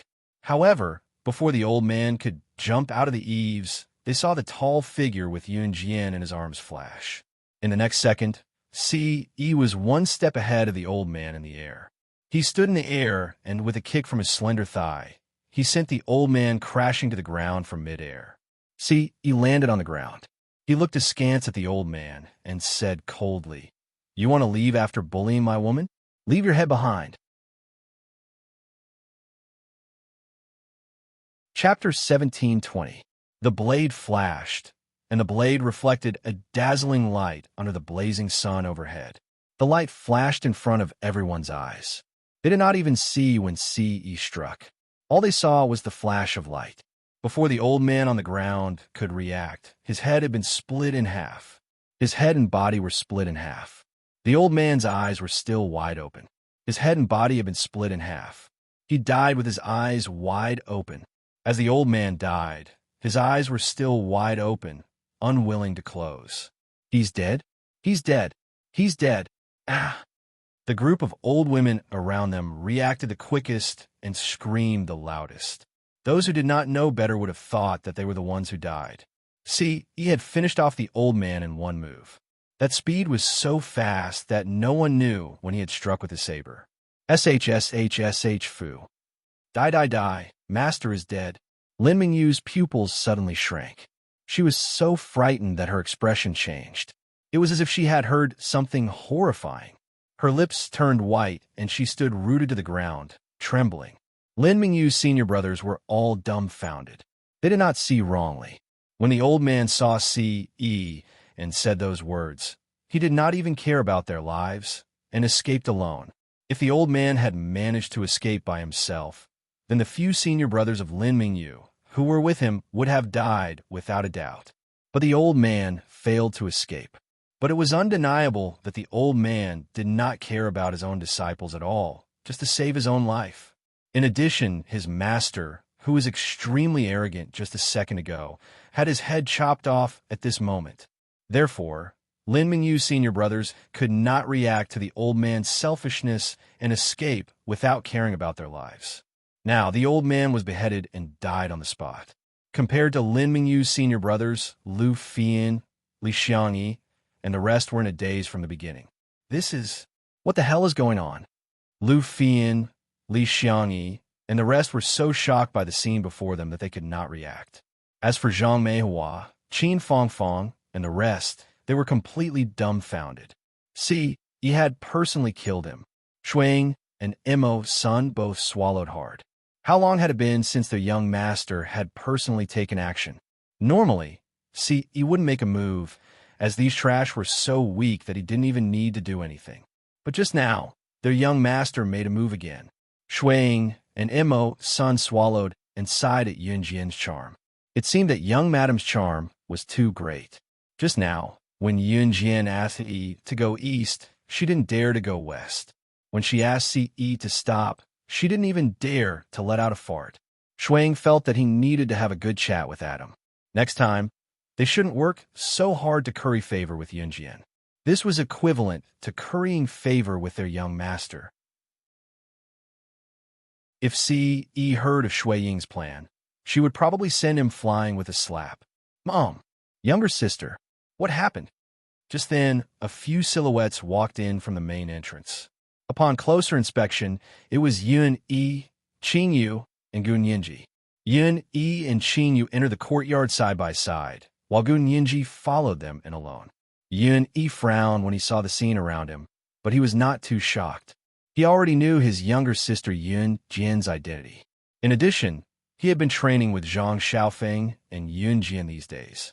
Although he was unfamiliar with such a scene, he was not shocked. As soon as Qin Yu walked in, she gloated at Lung Mei's misfortune in front of everyone.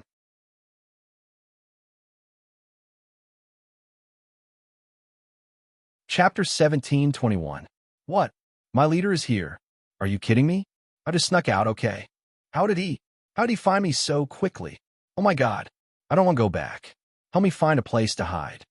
Hearing Qin Yu's words, Lung Mei, who had been standing where she was with her arms crossed in front of her, as if she was watching a show, darkened her expression.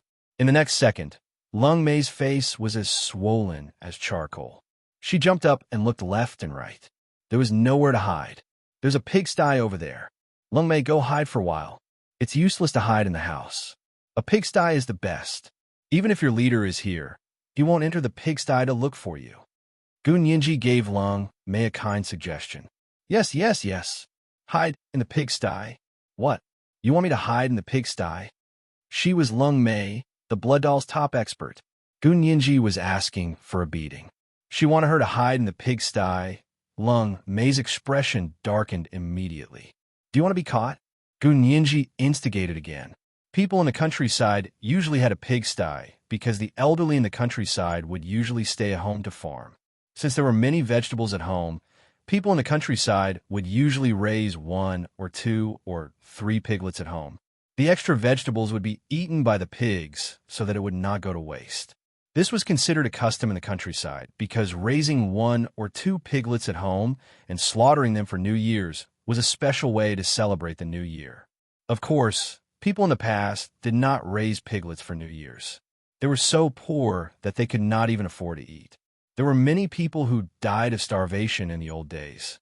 Even if the pigs were slaughtered at home for New Year's, they were not for their family, but to be sold. Pork could be sold for a lot of money. Zhang Meihua's pigsty had 3 pigs, and they were already the size of adult pigs. Lung Mei was the blood doll's top expert, which meant that her ability must be extraordinary. In addition to Lung Mei's usual attire, She was quite presentable, asking her to hide in the pigsty. This was driving her crazy. The last time she was caught, she was pinned to the bed by their leader for 3 days and 3 nights. This time, she had escaped with great difficulty. Their Lord Chief could be deceived by her once, but he couldn't be deceived by her a second time. She would not be able to escape this time. Long Mei clenched her teeth and went all out. "Hide! I'll hide!" With that, Long Mei jumped into the pigsty. Towards Long Mei, this foreign creature, the pigs in the pigsty all howled a few times. After a while, it was unknown what Long Mei did, but the pigs stopped howling. Ahem! Even Yun Jian couldn't help but twitch her mouth when she saw this scene. At this moment, Si walked over and pulled her into his embrace. Gun Yinji and Long Mei's actions amused everyone present. However, other than Yun Yi, Qin Yu, and a few others, the people around them dared not move an inch from the old man's corpse. "Let us go. We promise we won't go out and say anything, Yiru. Ah, Yiru, tell your daughter to let us go. We promise that we won't tell anyone. I promise I won't say anything. I'm begging you. Let's go." The group of old women knelt before Qin Yiru and begged for mercy from the scene before them. "Do you still want to live in this world after knowing my identity?" Yun Jian raised her brows and asked softly. Necessary intimidation was necessary. Yun Jian's words caused another round of panic. "As long as you don't kill us, we'll do anything you want us to. Anything." The people around them knelt on the ground in fear. Some even kowtowed to Yun Jian. Yun Jian's eyes shone.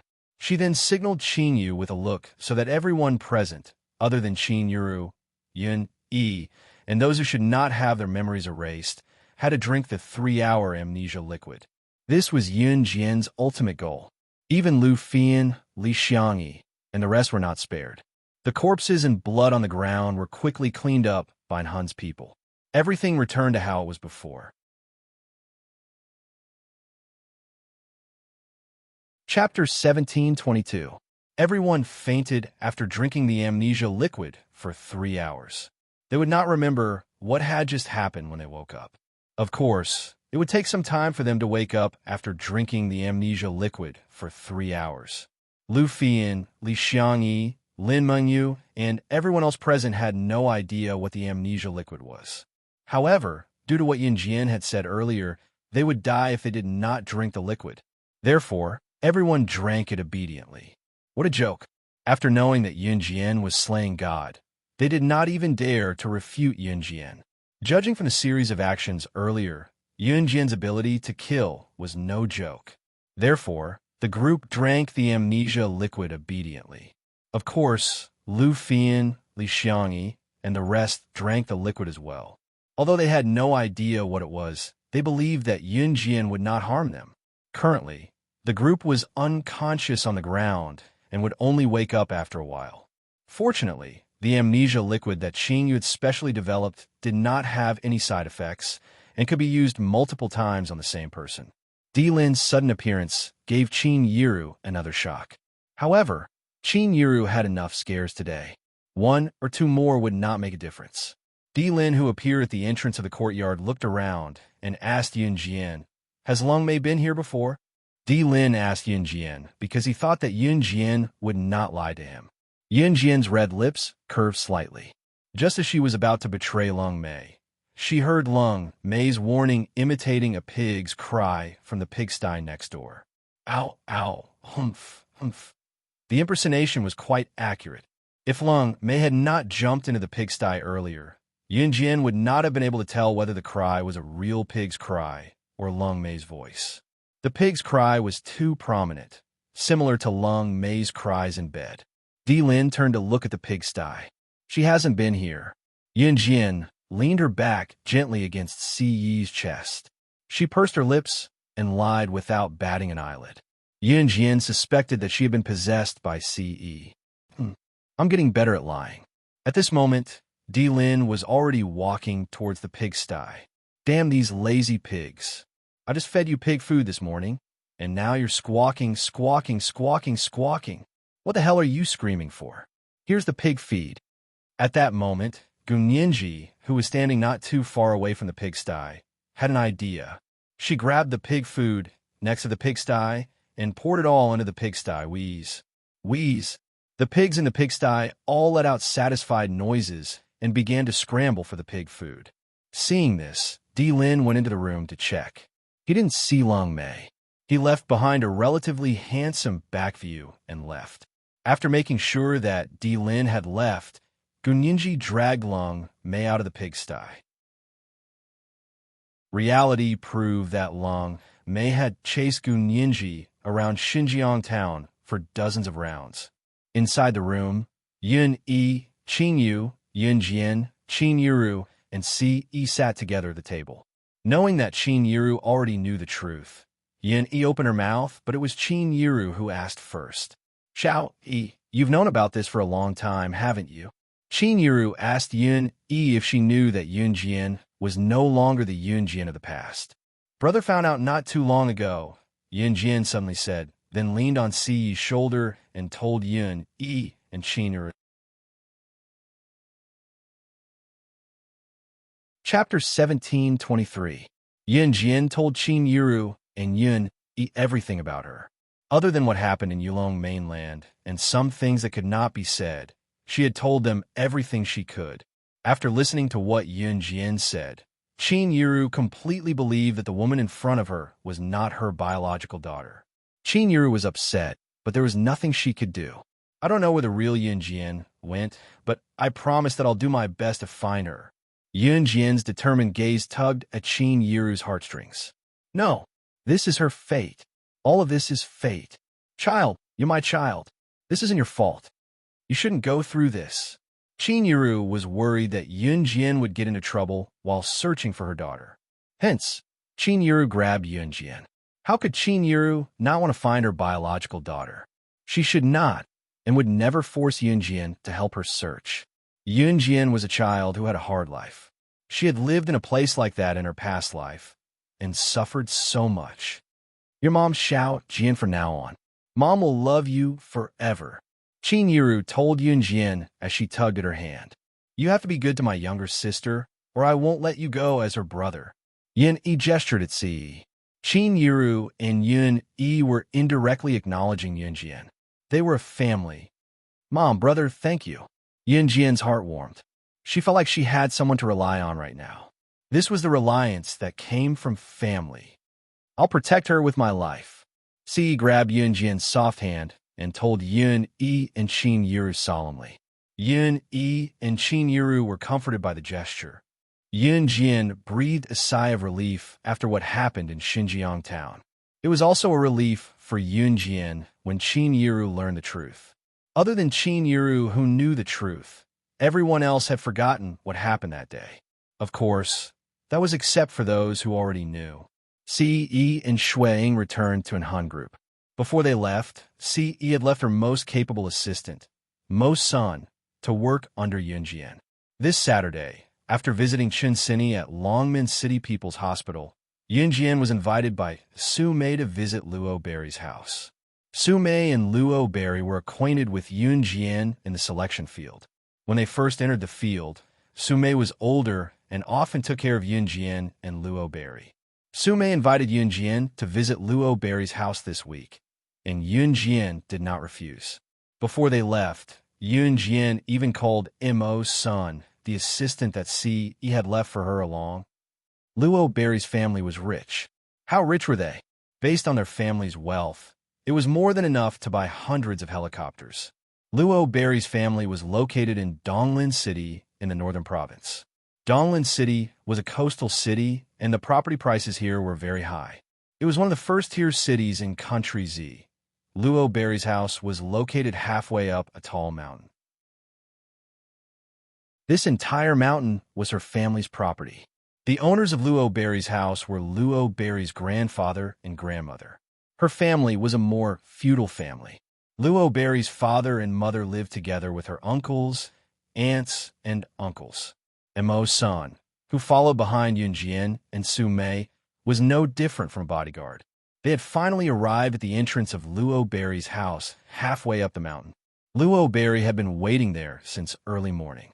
When she saw Yun Jian and Su Mei, Luo Berry pounced on them. I'm so happy that you guys can come to our house to play. Luo Berry hugged Yun Jian and Sumei. Luo Berry was 6 meters tall with a slim figure. She was already 18 years old, but she looked like she was only 14 or 15 years old. She looked very young. After hugging Yun Jian and Sumei, Luo Berry glanced behind Yun Jian and Sumei and saw Imo-san, who was calm and silent, standing behind them. Why was he here too? Chapter 17:24. She turned around and saw Imo-san standing behind Yun Jian. His sharp eyes were looking straight ahead. He did not even look at her, as if they had never met before. Luo Berry's heart sank. She did not know why. She had nothing to do with him, but when she saw him looking at her with the gaze of a stranger, she felt disappointed. Little Strawberry, little Strawberry, little Strawberry, why are you in a daze? Have you been mesmerized by Sister Unlucky's valiant demeanor? Sumei called out the nickname she gave Luo Berry a few times and flipped her short hair, showing off in front of Luo Berry and Yun Jian unabashedly. Little Strawberry was the nickname Sumei gave Luo Berry. Although Sumei was a woman, she had short and delicate hair, which made her look like a tomboy. After calling Luo Berry back to her senses, Sumei walked over and put one hand on Luo Berry's shoulder. She put the other hand on Yun Jian's shoulder and led them into the villa. Let's go. It's my first time visiting such a high-class place. Little Strawberry, you have to be a good guide. Otherwise, I'll get lost. Sumei had a straightforward personality. She was like a heroine. Of course, it was because of this that Yun Jian did not hate her. After a while, Luo Berry finally recovered from her earlier expression. Sumei had a straightforward personality. She was like a man and did not have any meticulous thoughts.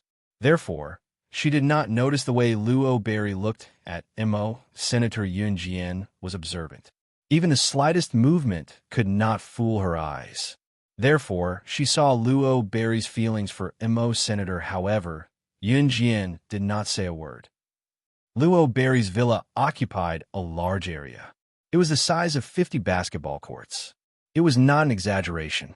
Just looking in from the main entrance, there were endless lawns and flower beds. There was no trace of the villa. In a normal villa forest, a villa was only that big. However, when one entered Luo Berry's house from the main entrance, there was no trace of the house. From the house to the gate, Luo Berry took a private car. One could imagine how big Luo Berry's house was. Sumei was amazed by Luo Berry's family's wealth the whole time. It took more than 10 minutes to get from the gate to her house in Luo Berry's private car. After getting out of the car, Sumei was even more shocked by the luxurious Rockberry's house. She kept screaming. Of course, it wasn't her fault. Sumei's family background wasn't very good. It was the first time she had seen such a place, so it was no wonder that she was a little surprised. As soon as he got out of the car, he saw a group of young men and women standing at the main entrance of the villa. These young men and women were all dressed up in famous brands. At first glance, he could tell that they were the princesses and young masters of the upper class. Come in, come in. I'll make tea for you. Luo Berry took Yun Jian and Sumei's hands and walked into the house. However, before she could bring Yun Jian, Sumei, and Imo-san into the house, a boy who looked a little like Luo Mei among the group of boys and girls standing next to her stopped Luo Mei. Little Berry, who are you bringing with you? Why? Are you ignoring your cousin now when you see him? Originally, when Luo Berry brought Yun Jian, Sumei, and Imo-san into the house, no one could see them. The group of boys and girls around them were having a lot of fun. But when this boy who looked a little like Luo Berry spoke, everyone looked over. If it was said that the people that Yun Jian met in the past were mostly rich people in disguise, then at this moment, the group of boys and girls standing in front of Yun Jian and the rest, which one of them didn't come from a rich family? As the saying goes, people from the same family would make friends with people from the same family. If a child from a rich family made friends with a child from a poor family, they would be laughed at. Sumei wasn't dressed well. Because her family was poor, the clothes she bought were very ordinary. Of course, it was considered presentable among ordinary people. The clothes that Yunjian and Mo-san were wearing belonged to the upper class, but Yunjian and Mo-san didn't wear famous brands to show off and attract attention. But the group of boys and girls standing in the distance all determined a person's status based on their clothes. This was especially true for people like them, who had been pampered and spoiled since they were young. Yunjian and the rest were not dressed badly, but in their eyes, they were like frogs at the bottom of a well. Immediately, a girl who was wearing famous brands from head to toe, even her underwear, walked to Luo Berry's cousin and turned her head to mock Yunjian and the rest as if they were a joke. Chapter 1725. The cousin who just called Luo Mei was called Luo Xiling. He had good facial features and looked modest. The girl who spoke later was called Xiang Jiai. She was a friend of Luo Mei's cousin. Her family was also very rich. If she could hang out with Luo Xiling's group of young masters and princesses, her family would not be too bad. At this moment, Luo Mei, who was called, paused. Yunjian was right. When Luo Xiling called Luo Mei's body shrank obviously. It was a moment of fear. Let's go. Ignore them. Luo Mei hurriedly pulled Yunjian and Su Mei into the house. Luo Mei was 18 years old. She was petite and cute. Because of her baby face, her skin was as smooth and delicate as a newborn baby's, so she looked only 14 or 15 years old. Rich ladies, such as Xiang Jiai, were born ugly. Her appearance was very dark, and her skin was terrible. However, she covered her terrible skin with branded cosmetics and slightly warmed it up. Luo Mei was the kind of person who did not need skincare products at all. Her facial features were delicate and beautiful since she was a child. Although her slender legs were not very long, they were in the golden ratio with her upper body. She was very beautiful. Xiang Jiai was very envious. So when she saw Yunjian, Su Mei, and Mo-san dressed very ordinary, she took this opportunity to suppress Luo Mei. However, one thing had to be said. Mo-san was the most handsome man present, and Xiang Jiai was really attracted to him. In spite of it, Mo-san stood behind Yunjian without uttering a word, not even glancing at anyone. His aloofness surprised everyone present. Just when Luo Mei was about to take Yunjian and others into the villa, Luo Xiling interrupted Xiang Jiai and stood in front of Yunjian and the others. Xiang Jiai, you can't say that. Everyone is equal, no matter who is rich or poor. After that, Luo Xiling glanced at Yunjian and others with the demeanor of a gentleman. Then he bowed slightly and invited them very elegantly. My friend offended you just now, so I'd like to apologize to you. Also, we're planning to go to our own racetrack for a race. If you're free, why don't you come and have some fun? Then, Luo Xiling looked at Luo Mei. I'm not going. If you want to go, go by yourselves. They won't go either. Luo Berry's reaction was very strong. Luo Mei's reaction made Yunjian's gaze sharpen. Little sister, little Berry, why don't we go together? We just saw Old Lady Luo in the house. If Old Lady Luo sees them. Immediately, a boy dressed in branded clothes and wearing a very expensive Swiss watch walked up from the side. The boy glanced at Yunjian and the other two before speaking to Luo Mei. Luo Berry's expression changed when he heard that. Old Madame Luo was Lubi's grandmother. Madame Luo was an old woman with a very feudal mindset. She usually didn't like Luo Berry. In addition, Luo Berry's usual friends were not the young masters and princesses of the upper class designated by Madame Luo, so Madame Luo disliked Luo Berry even more. But Madame Luo was usually not at home. Why was she at home now? Luo Berry's expression darkened. She wasn't afraid that Madame Luo would blame her for making friends with people who weren't from the upper class. Instead, she was afraid that Madame Luo wouldn't be nice to Yunjian and the other two. Okay, Luo Berry had a compromise. She had to go to the racetrack built by the Luo family first. Yunjian didn't say anything since the beginning, but she could feel that Luo Berry's family wasn't an ordinary one. Their family was strict, and the atmosphere was probably not very good. Racing was one of the after-dinner activities of this group of rich second-generation heirs. and the Luo family had their own racetrack. The boy with the Swiss watch who persuaded Luo Berry to bring Yun Jian and the others to the racetrack was called Shi Qianxian. He looked ordinary, but he was born with a mouth that loved to show off.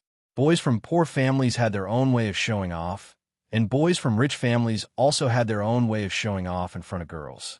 As the group of people walked to the racetrack, Shi Qianxian had already walked to Yun Jian's side and kept asking Yun Jian questions.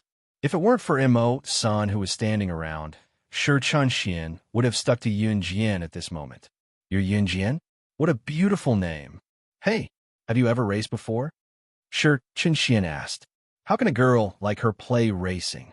A boy next to Shi Qianxian interrupted and came over. You're right. Shi Qianxian patted his head. Yun Jian didn't say a word since just now.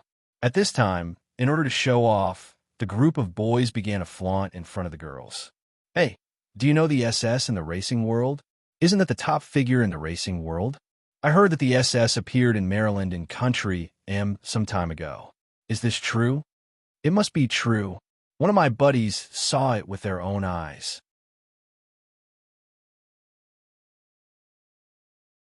Chapter 1726.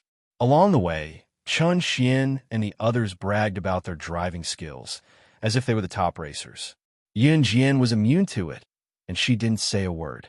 Young boys and girls gathered together. Regardless of whether they were rich or poor, these boys always liked to talk about things that sounded impressive to the girls. Moreover, whenever something was mentioned, this group of boys would always brag about the top few world-shaking existences.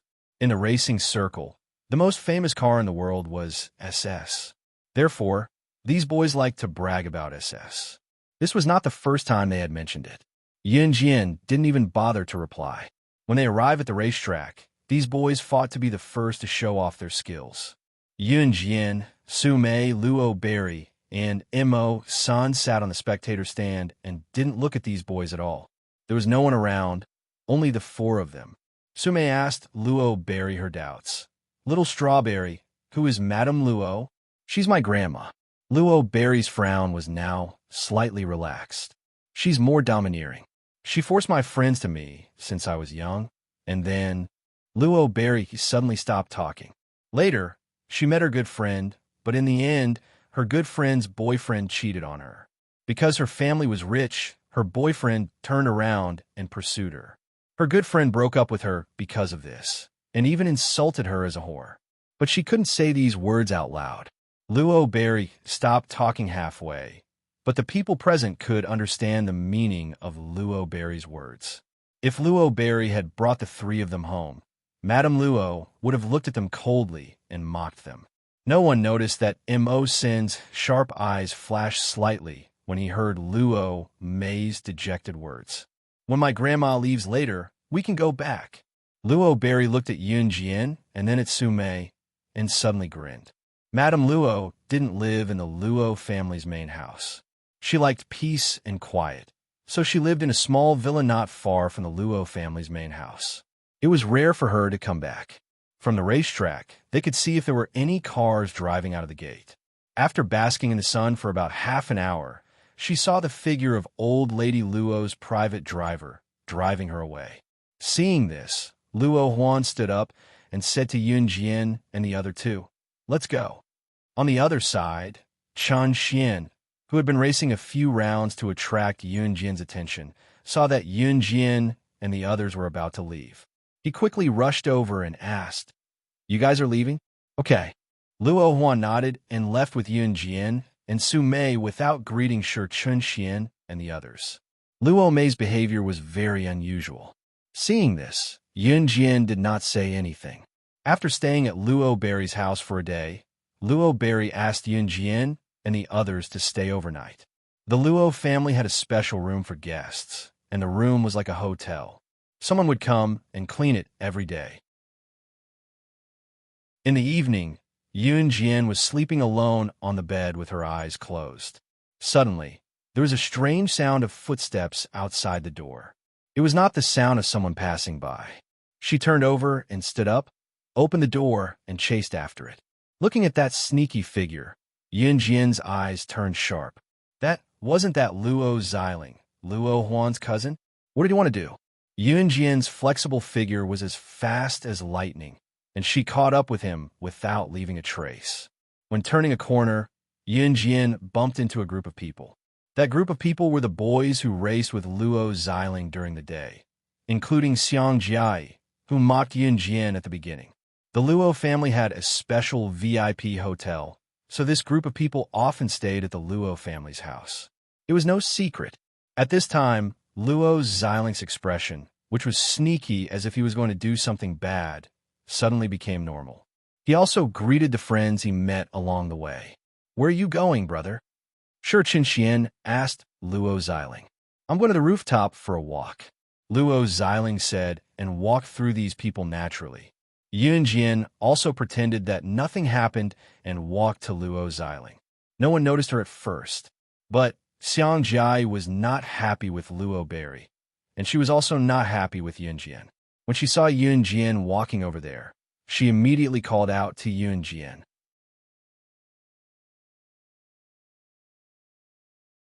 Chapter 1727. Xiang Jiai's gaze on Yunjian was blatant disgust. Yunjian originally planned to pretend that she didn't see this group of people and follow Luo Xiling silently. But Xiang Jiai stopped in front of her and looked at her with an expression that said, "I know what you want to do." As a rich second generation, Xiang Jiai was very confident in her suspicions. What was Yunjian doing out here in the middle of the night instead of sleeping? Besides seducing the rich second generation, what else could a poor person like her do? Xiang Jiai directly identified Yunjian as that kind of woman. Because Yunjian didn't refute her words since the day, Xiang Jiai regarded Yunjian as a girl who wanted to please her and didn't dare to refute her. Therefore, Xiang Jiai sneered at Yunjian even more. "Why aren't you talking?" "Oh, like I said, someone like you, I already know who you're fighting." Before Xiang Jiai finished her words, Yunjian's sharp eyes suddenly glanced at Xiang Jiai, and then in front of Xiang Jiai and the surrounding boys who wanted to show off in front of the girls in the afternoon, she mercilessly attacked Xiang Jiai. "Your family's property is not enough for me to buy 3 fighter jets. What's the use of it?" Yunjian didn't say anything, and everyone present thought that she had nothing to say. After all, Luo Xiling's family was so rich, and there were rich second-generation young masters and princesses living in the family. How could an ordinary girl not be envious when she lived here? Envy was one thing, but getting it was another thing. But a girl who wanted to be a phoenix flying on the branch, wasn't that the same thing? But to everyone's surprise, Yunjian actually said such arrogant words. You. Xiang Jiai was stunned by Yunjian's words, and she couldn't react for a long time. Finally, another girl standing next to Xiang Jiai couldn't stand it anymore and retorted to Yunjian again. "Look at yourself. Why don't you take a look at yourself? A fighter jet? Have you ever flown a fighter jet? I think you don't even know how to drive a car. What fighter jet, Puff?" I'm dying of laughter. After the girl finished her words, Xiang Jiai's face became a little better, and then she followed the girl to fight back against Yunjian. But at this moment, Yunjian ignored Xiang Jiai and went straight to where Luo Xiling went. Xiang Jiai didn't stop Yunjian at this time. She stood behind and ridiculed Yunjian until Yunjian's figure disappeared in front of everyone's eyes. Luo's atzes Luo success. Look, SCT's look, was hiding. Luo S's, T-Tess, S2, S's, S. What made Yunjian squint was that Luo Xiling's voice was the same as Mo Sen's. After Luo Xiling said this, Luo Meiyue's bedroom door opened in the next second. As soon as the door opened, Luo Mei saw Luo Xiling.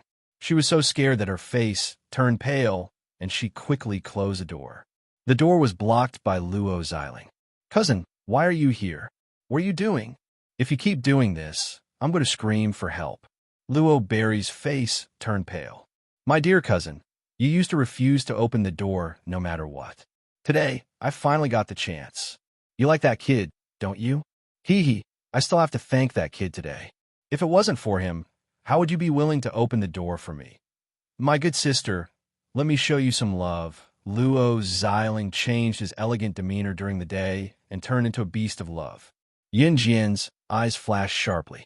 Just as she was about to make a move, she saw a black shadow flash by. Chapter 1728. Mo Sin's action made Yun Jian, who had planned to come out, hide in the dark and look at him coldly. She had felt that Luo Berry's cousin was not right, but she didn't expect. He actually laid hands on his cousin. He could even do this kind of incestuous thing. Yun Jian had seen her fair share of things, so she was only taken aback for a moment. Luo Xiling's body was like a kite with a broken string smashed to the ground. Seeing the scene where Luo Xiling wanted to humiliate Luo Berry, Mo's son had an impulse to blow Luo Xiling's head directly. Luo Berry was wearing strawberry pajamas, which was a one-piece style. At this time, she was frightened by Luo Xiling's action and sat on the ground, holding her knees and sobbing. Luo Xiling was kicked by Mo's son and fainted after landing. Mo's son didn't know where he got his anger from. He was about to go over and kill Luo Xiling directly, but he saw Luo Berry holding her knees and trembling, squatting, and sobbing. Her underwear under the dress was exposed. Fortunately, there was no one around, so Mo's son let Luo Xiling go. He took off his coat, walked over, and put on Luo Berry, pulled Luo Berry up, and hugged her in front of his chest. Even Mo's son himself didn't know why he hugged Luo Berry. Perhaps it was because it was too distressing to see her sobbing like this. The sound of Luo Xiling being kicked by Mo's son just now shocked everyone in the villa. After things calmed down, everyone was called to the villa hall. Old Madame Luo had rushed over from another villa overnight. When she arrived and saw Yun Jian, Su Mei, and Mo Sin's attire, she gave them a cold look, especially when Mo's son was hugging Luo Berry. At this moment, Luo Berry was only wearing Mo Sin's coat. Her bottom was not exposed, but her white and slender thighs were exposed. When she saw Luo Xiling fainted on the ground, Mrs. Luo was angry. What's the matter? There were many people standing around, including Xiang Jiai and Shi Qinxian. Everyone stood in place. There was a boy who was Luo Xiling and Luo Berry's cousin. He didn't know the specific situation, but he knew that Mrs. Luo loved Luo Xiling the most. So the boy talked to Mrs. Luo and pointed to Mo's son who was holding Luo Berry. It's him. Damn it. He must have plagiarized his cousin. Even now, he still refused to let go. Cousin would definitely find out about this and stop it. In the end, it turned out like this. The boy's words made old Madame Luo frown. She didn't like Luo Mei to begin with, and now she hated her even more. Knowing that Yun Jian and the other two were brought into the house by Luo Berry, Madame Luo hated people like Yun Jian who had no status, so she said in a domineering and feudal way, "The Luo family doesn't have a descendant like Luo Berry. Shameless. Hooking up with a wild man who came out of nowhere. You even brought her into our house." Just as Madame Luo was about to continue speaking, Yun Jian immediately interrupted her. "He's my subordinate. Old hag, I dare you to say the word wild man again." Yun Jian's words shocked everyone present. Who was Madame Luo? In the Luo family, other than old Master Luo, old Madame Luo was the most authoritative person. Even Xiang Jiai and Shi Qinxian, who were usually arrogant, were in awe of old Madame Luo. And Yun Jian, she dared to call Madame Luo an old hag in public? You! What did you say? Who are you? How dare you threaten me? Madame Luo was angered by Yun Jian. She swung her crutch on the spot and roared at Yun Jian.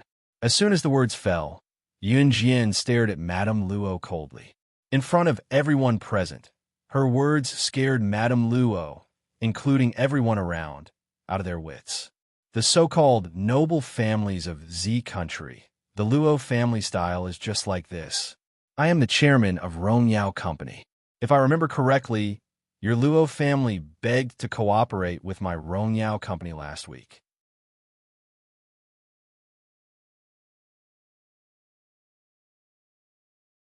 Chapter 1729. Rongyao Company? Chairman?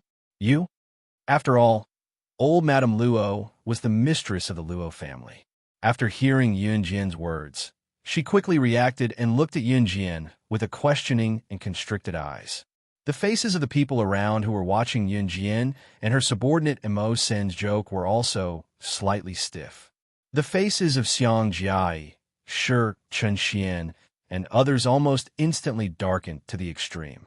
The color on their faces was as if they had been smeared with feces. Extremely outstanding. The chairman of the Rongyao Company? What a joke. Grandma, the Rongyao Company is a big multinational company. Even among the large international multinational companies, it is one of the best. But how old is she? How dare she say that she is the chairman of the Rongyao Company? Don't be fooled by her. The boy who just flattered old Madame Luo just now was Luo Xiling and Luo Mei's cousin, Luo Zhongzhong. Because the Luo family was in business, the descendants of the Luo family usually had contact with companies and had some understanding of many companies in the world today. In order to please Luo Xiling, just now, Luo Zhongzhong helped Luo Xiling to say that Imo-san sneaked into Luo Mei's room and wanted to do something to her. After that, he was caught by Luo Xiling and even knocked out Luo Xiling. Now, in order to please old Madame Luo, Luo Zhongzhong spoke again and found all kinds of reasons to deny Yunjian's words. Luo Zhongzhong's words were indeed reasonable. What kind of company was the Rongyao Company's status? Could Yunjian be the chairman of the Rongyao Company? She must be dreaming. It's the middle of the night. Do you think you're dreaming? Could it be that he was sleepwalking? Ha ha ha. There was a burst of mocking laughter around. Yunjian's eyes deepened. She was about to do something else when Imo-san stopped Yunjian's action and stood up. Young madam, this has nothing to do with you. You don't have to do anything. Imo-san was an upright person. Yunjian had no responsibility to speak up for him tonight. What's more, he was one of the 4 leaders of the Enhan organization. How could he not solve this kind of problem? Sume stood aside and opened her mouth, but said nothing in the end. Listen, did you hear that? He called that girl young madam. Puff. Did they think that they were from a military family or gangsters? Young madam, then I'm still the head of the household. Ha ha. Later on, he would say that he was the chairman of Rongyao Company. He was a righteous and powerful person. Now you're blowing your own trumpet. Since you're so powerful, why don't you say you're invincible? As soon as Imo-san's voice fell, a large group of people who were watching the show pointed at Imo-san and Yunjian and laughed. This time, everyone really took Yunjian's words as a joke. Yunjian naturally ignored the words of the surrounding people. Since Imo-san had spoken, she would no longer interfere in this matter. Just as Madame Luo knocked on her crutch and was about to say something fiercely, a thunderous roar suddenly came from the gate. What's going on? At the entrance, a majestic figure was walking towards them. Behind this majestic figure, there were a few other submissive figures. The owner of this majestic figure was 175 meters tall. He was a very strong old man. This person was the head of the Luo family, Old Master Luo. The submissive figures behind him were Old Master Luo's sons, daughters, daughters-in-law, and son-in-law. Seeing Old Master Luo coming in and her parents standing behind him, Luo Mei, who was trembling and speechless because of Luo Xiling, shrank in Imo-sen's arms and was hugged tightly by Imo Sr. Look, old man, look at this. Look at what your granddaughter has done. She didn't sleep in the middle of the night and had an affair with a man. Our good grandson Xiling saw it and knocked him out. Madame Luo complained to Old Master Luo.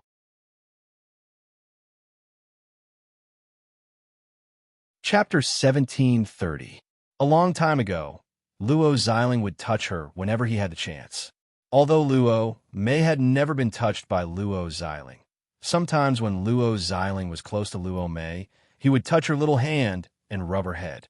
At first, Luo Mei didn't feel strange until she heard Luo Xiling's conversation with his cousin Luo Zhongzhong one night, saying that he must get her. From then on, Luo Mei would avoid Luo Xiling whenever she saw him. This was also the reason why Yunjian found Luo Mei was abnormal when she saw Luo Xiling when she entered the Luo family. As for Luo Xiling's imitation of Mo Sin's voice, it was not difficult to explain. Luo Xiling must have learned this skill. It could be seen that Luo Mei's status in the Luo family was not high. So Yunjian was sure that Luo Mei had never dared to tell anyone in the Luo family that Luo Xiling was plotting against her. After all, Luo Xiling's status in the Luo family was very high. Now Luo Mei dared to say it, because she was afraid that people around would misunderstand Mo's senator. But just when Luo Mei said this, a middle-aged man standing behind Mr. Luo shouted at Luo Mei, what are you talking about? Shut up. This honest middle-aged man was Luo Mei's biological father, Luo Lin.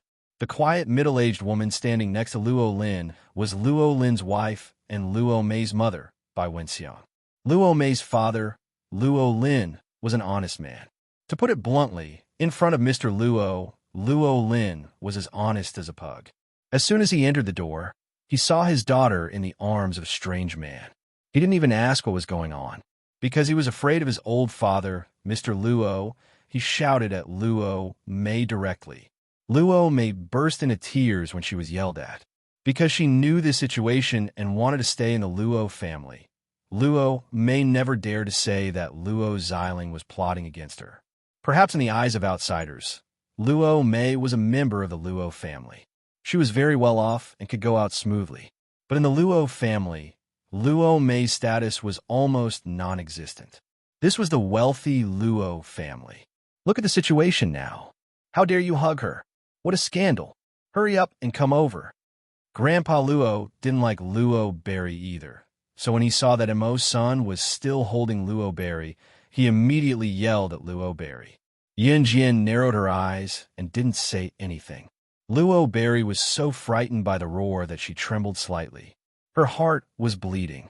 Everything else was nothing to Rockberry, but to be scolded like that in front of Mawson, Rockberry had an indescribable feeling. However, Luo Mei still grabbed the coat that Mo's son had put on her and walked towards old Master Luo.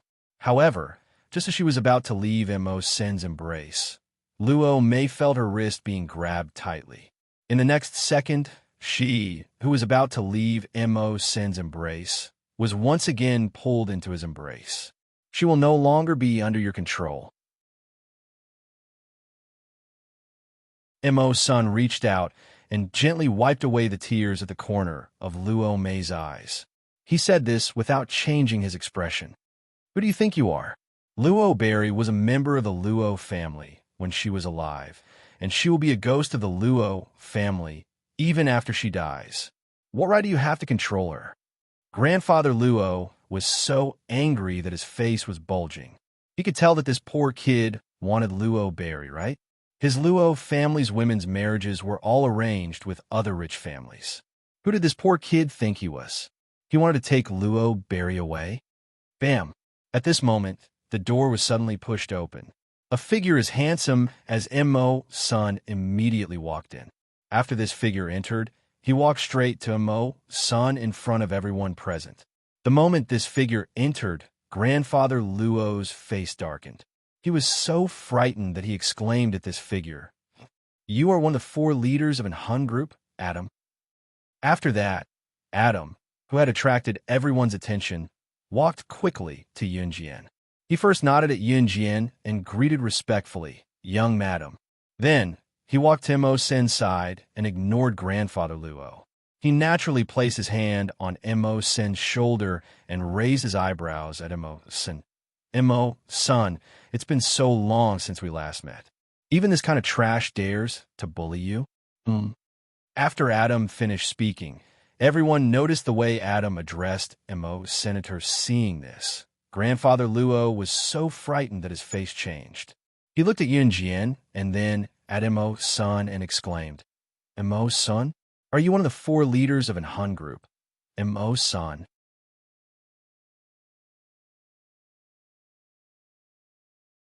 Chapter 1731.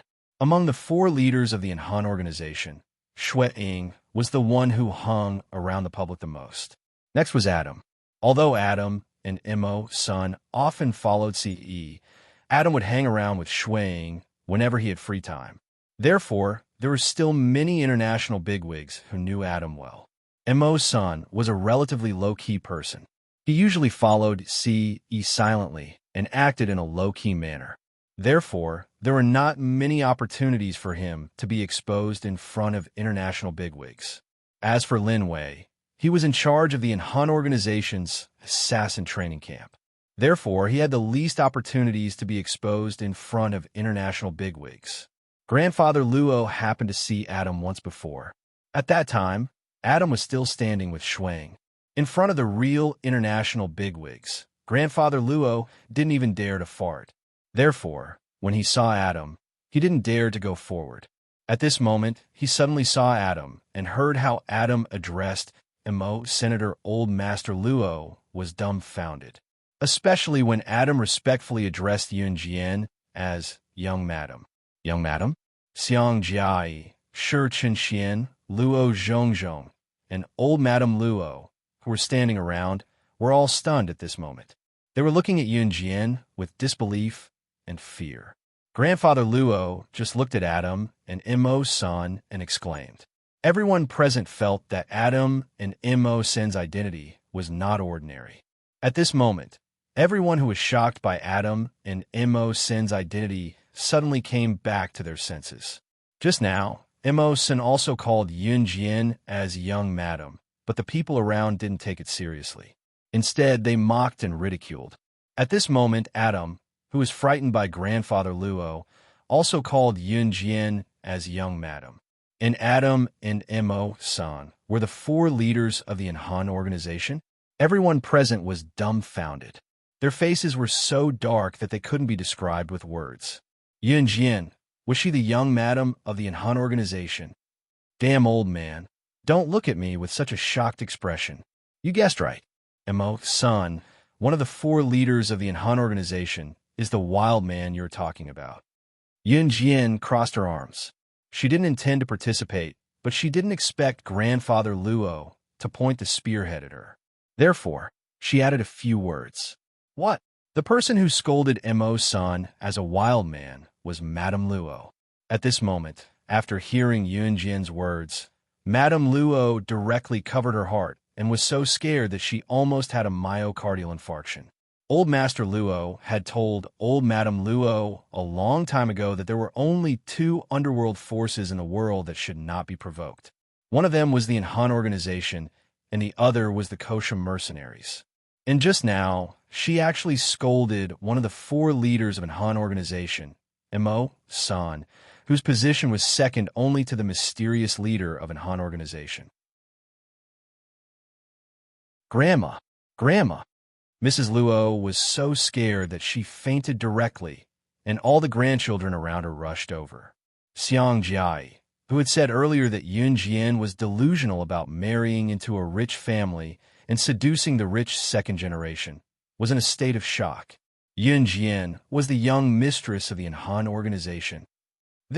How is this possible?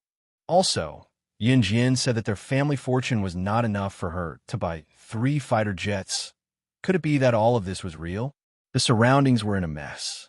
Sume was also looking at Yun Jian in a daze when Yun Jian tilted her head to look at Adam. She raised a brow and asked lazily, "Where's Lan Su?" She went to Qing Yu's house now, saying that she wanted to catch up with Qing Yu. I located Mo Sen's address. That's why I came over. He didn't expect to see such a hot scene. Mo San, the abstinent type, was actually hugging a woman in his arms. Adam scratched his head and said to Yun Jian. Although Adam was Mo Sen's biological younger brother, he had never addressed him as such. Usually, Adam had never seen his biological brother, Mo San, getting close to any woman. What was going on today, though? Was the end of the world coming?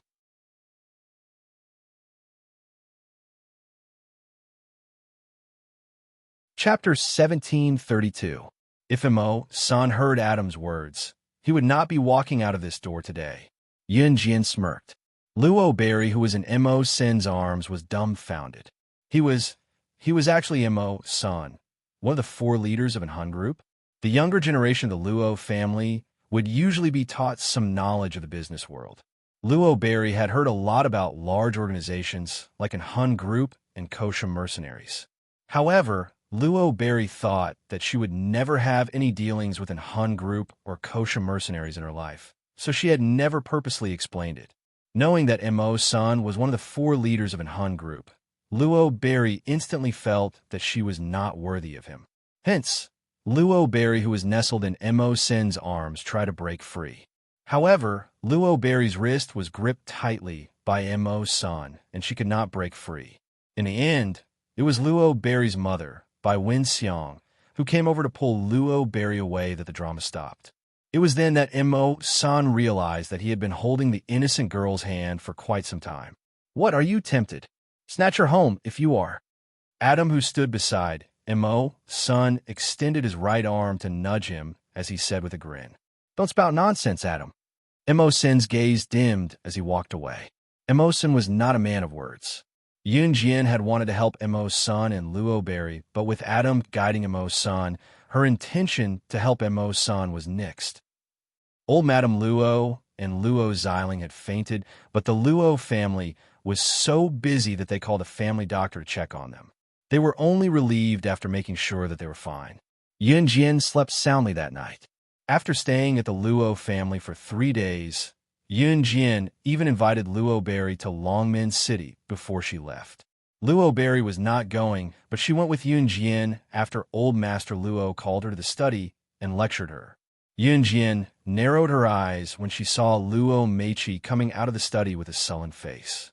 Although she didn't ask Luo Meiqi what Luo said to her in the study, she could imagine what Luo Meiqi would say. Coincidentally, Yun Jian, Su Mei, and Luo Meiqi were taking a walk in the flower bed. Su Mei couldn't help but ask Luo Meiqi, "Little Strawberry, what did that old man say to you just now?" At first, Luo Meibei refused to say. Later, under Su Mei's questioning, Luo Meibei finally stuttered and told her what Old Master Luo had told her just now. "What? That old man was actually so vicious. He actually asked you to seduce Mo's son. He even said that if you can't seduce him, he'll let you get engaged to someone you don't like. Are you people from the rich and powerful families all so unreasonable? Didn't they look down on him from the start? If you ask me, little Strawberry, you might as well come with me," Su Mei exclaimed after hearing Luo Mei's words. Yun Jian's eyes also darkened slightly. These were all tricks of the rich and powerful families. When they saw that Mo's son had nothing, they couldn't wait to chase him away. Once they knew that Mo's son was the leader of an Han, they ordered or threatened Luo Meiqi to seduce Mo's senator. If the seduction didn't work, fine, then you can just wait to get married to someone you don't like. Although Su Mei was a special forces soldier, she was an upright person. She had never thought that the rich and powerful families would be so complicated. Luo Meiqi was so frightened that she quickly covered Su Mei's mouth. Then, she looked at Yun Jian and then at Su Mei. She said very firmly, "I won't let them get what they want. They want to use his power to gain benefits for themselves. I won't let this happen. Even if I have to get engaged to someone I don't like, I won't harm him," Luo Meiqi said with a determined expression. She couldn't harm him. She couldn't let the Luo family use him. If that was the case, she would rather marry someone she didn't like. Yun Jian raised her eyebrows. When she heard Luo Meibei's words, she saw a slender figure walking over from behind Luo Meibei. Yun Jian purposely didn't say anything. Yun Jian waited for the slender figure to walk in front of Luo Meibei. Then, she grabbed Luo Meibei's wrist.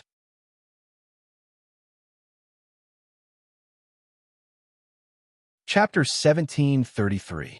Adam and Mo's son were blood-related brothers, so they were somewhat similar. Perhaps Mo's son was usually too calm, while Adam was someone with a particularly bad temper. But when they were angry, the two brothers were really printed from the same board. Mo's son grabbed Luo Mei's wrist and spoke to her very seriously.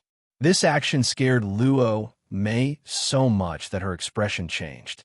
"Let go of me. You're hurting me." Luo Mei was frightened by Mo Sen's behavior. Mo Sen's dark face turned slightly. He lowered his eyes and didn't let go of Luo Mei's hand, but his grip was much lighter.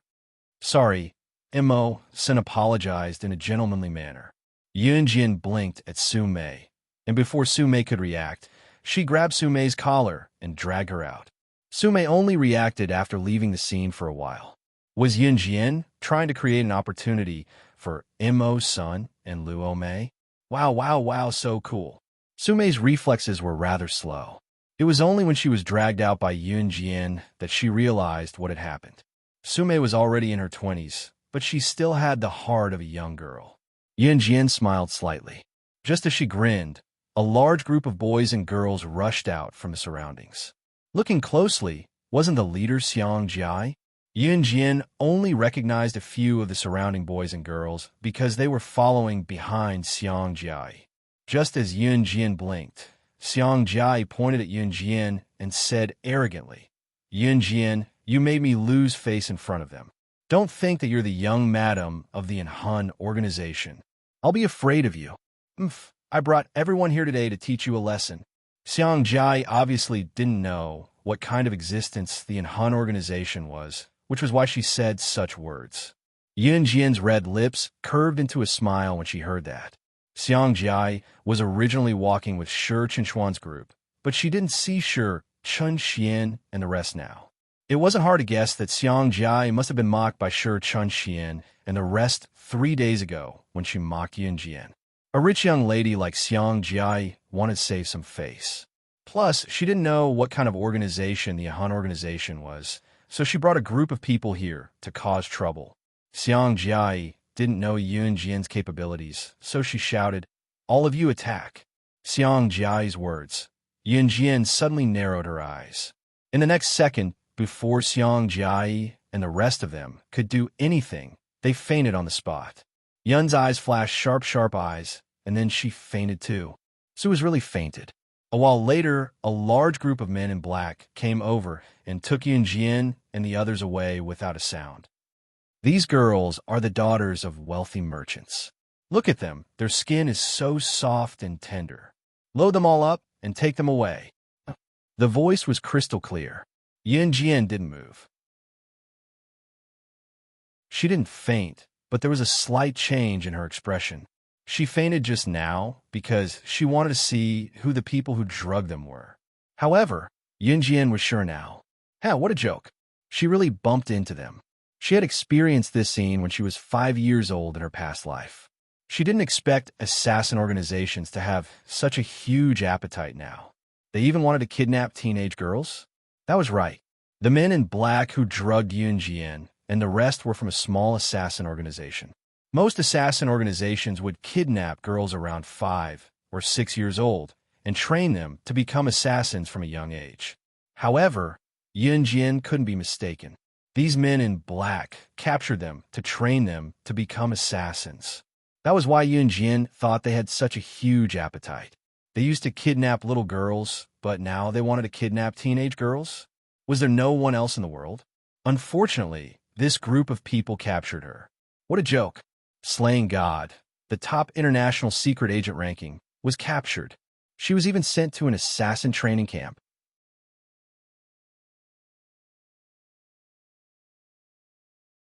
Chapter 1734. But from the looks of it, there were quite a lot of people who had been caught. Yunjin was able to determine that they were currently being locked up in a large truck. There were quite a few teenage girls lying around her. There were also boys, but not many of them. The large truck was sealed off from all sides, leaving only a few air vents so that the many unconscious boys and girls wouldn't suffocate to death.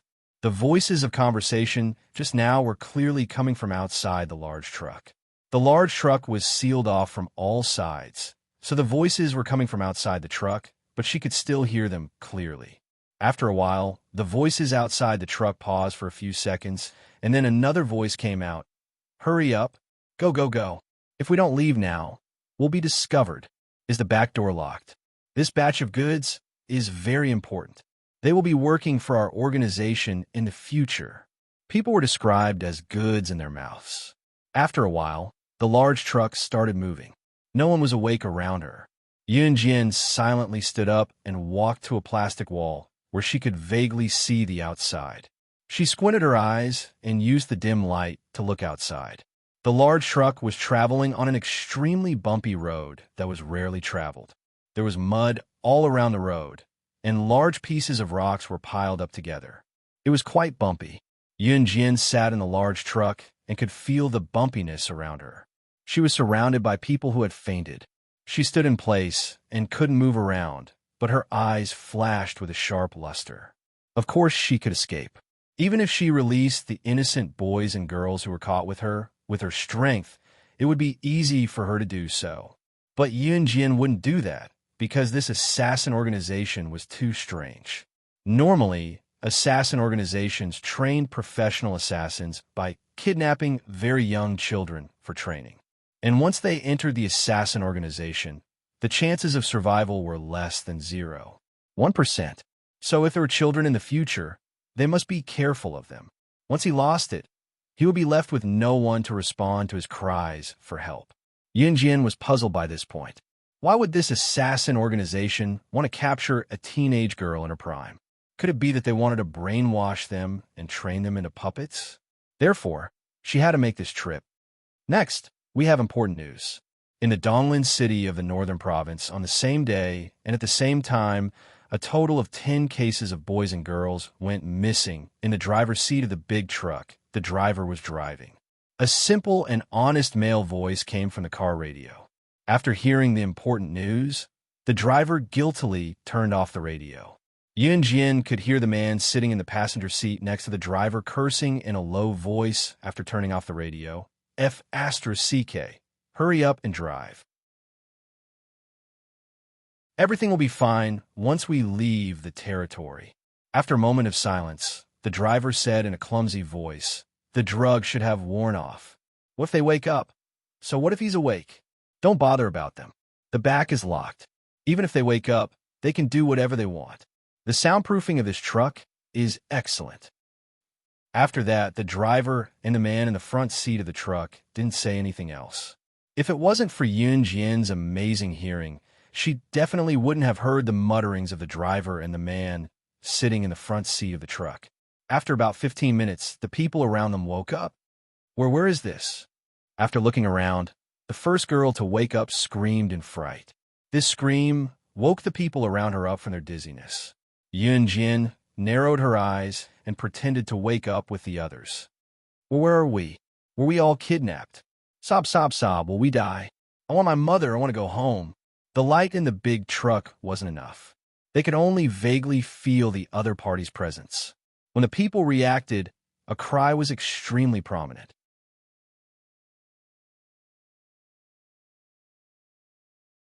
Chapter 1735. Xiang Jiayi was, after all, the daughter of a wealthy family. Just like Luo Mei, her family was extremely wealthy. She had grown up with gold in her mouth. Usually, she was so delicate that she did not even know how to do the housework herself. Although Luo Mei was also the daughter of a rich family, she wasn't favored in the Luo family. Hence, she lived a submissive life since she was young. She was afraid that she would say something wrong and be chased out of the family. Xiang Jiayi was a typical example of a rich young lady. Hence, when she woke up and looked around, she was so frightened that she started crying and screaming when she saw the dark scene. Open the door. Open the door. What is this place? A couple of boys had already regained their senses. They went to the back seat of a truck to break the door. However, the door was so tight that they couldn't break it open at all. Yunjin sat in the corner and closed her eyes to rest. A large group of girls around her were sobbing nonstop. Not only Xiang Jiayi, but the group of people she brought with her were also caught. The truck was huge, and there were many boys and girls in it that Yunjin didn't know. Yunjin's night vision was very good. She could clearly see the faces of every boy and girl in the dark space of the truck. Not many boys were crying, but most of the people who were caught were girls. After confirming that it was a kidnapping, they were all frightened and started crying nonstop. Sume was the last to wake up. When she woke up, she was only shocked but didn't say anything. Sume was only in her 20s. The people who caught them probably didn't expect that Su Mei was a special forces soldier. At this moment, Yunjin understood Su Mei's silence very well. She was conserving her energy. Soon, they would be involved in a fierce battle. Boo-hoo. I want to go home. I don't want to be here. Mommy. I miss Mommy. I want to go home. It's so scary here. It's so dark. Boo-hoo. Half an hour later, the surrounding girls' throats were hoarse from crying. Xiang Jia was still screaming. Yun Jian closed her eyes and kept quiet for a long time. Xiang Jia was still screaming and crying 45 minutes after the group of people woke up. Shut up if you don't want to be the first to die. Yun Jian's sudden shout made Xiang Jia, who was still in a state of fear and panic, immediately shut her mouth. It finally quieted down. Yun Jian closed her eyes again. But just as she closed her eyes, Xiang Jia suddenly heard Yun Jian's voice. She grasped Yun Jian's position and pounced on Yun Jian. It's you. Yun Jian, it's you. It's all your fault. If it wasn't for you, we wouldn't be here. Go to hell. Die. Xiang Jia screamed madly. She couldn't see where Yun Jian was, but she rushed forward and stepped on several innocent people. Then, she pounced on Yun Jian. However, just as Xiang Jia was about to pounce on Yun Jian, who could sense the source of the sound in the dark, knocked Xiang Jia out with a backhand chop. There was some light coming in from the surroundings. The surrounding boys and girls were shocked when they saw Yun Jian's dexterity. It's noisy. Yun Jian frowned. She directly put the unconscious Xiang Jia aside and closed her eyes again to recuperate. The surrounding boys and girls all sucked in a breath of air, and it was obvious that they were all silent. After a while, the boy who failed to break down the door with his men just now walked near Yun Jian. With the help of the light coming in from the outside, the boy tried to calm himself down. He looked at Yun Jian, who had closed her eyes, and asked softly, "Hello, Yun Jian. My name is Mai Chen. I see that you're not flustered at all. Well, I want to ask you if you know our current situation." After the boy who called himself Mai Chen and his friends fainted, they woke up in this truck inexplicably. Of course, he was also afraid, but as a man, he just didn't want to show his fear. "Brother Chen, what's the use of asking her? She's not a god. How can she know? I think she can't even protect herself. She's still pretending to be noble and not afraid at all. Brother Chen, I won't let you be a good person today. So what if that group of people kidnapped us? Brother Chen, you know Taekwondo, Wushu, and Judo. Are you afraid of them?"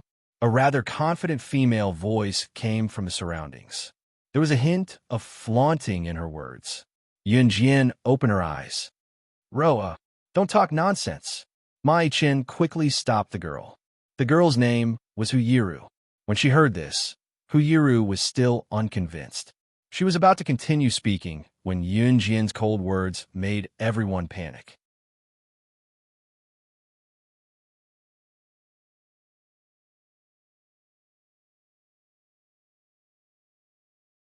Chapter 1736. Welcome to the world of killers. Yun Jian's words aroused fear in the hearts of the people present. What do you mean by the world of killers? What are you talking about? After Yun Jian's words fell, there were immediately frightened exclamations from the surroundings. What is she talking about? What world of killers? They were kidnapped now, not playing a game. For some reason, Ma Yi-chin and the two boys standing next to him felt a surge of hot blood in their hearts when they heard Yun Jian's words, even though they did not know what Yun Jian meant. What she said just now made their hearts boil. "It seems that you know where we are? Then, can you please tell us what's the situation we're in now? Did someone kidnap us, or?" After a moment of excitement, Ma Yi-chin looked at Yun Jian and pleaded with Yun Jian to tell him. He was suddenly drugged, and when he woke up, he was loaded onto an airtight big truck and was transported to an unknown place without any help, no matter how much he screamed. Not to mention those girls who cried at the beginning. Even Ma Yi-chin himself was flustered. However, as a boy, he had to be strong. Could he be like the girls present, clenching his fists and wiping his tears with the corners of his eyes? This was simply an impractical thing. Ma Yi-chin's anxious question did not get a reply from Yun Jian. At this moment, Yun Jian had closed her eyes. Finally, it was quiet for a while. After a while, Huyiru, the girl who looked down on Yun Jian just now, began to grumble again. "Brother Yi-chin, look at her behavior. She clearly doesn't know anything and is still pretending. Wasn't the girl who was knocked unconscious by her just now scared? It's normal for girls to cry when they are scared. What about her? She actually said, "Shut up if you don't want to be the first to die," as if she is very powerful. Who does she think she is? So powerful. After Huyiru said this, the noisy space suddenly fell silent.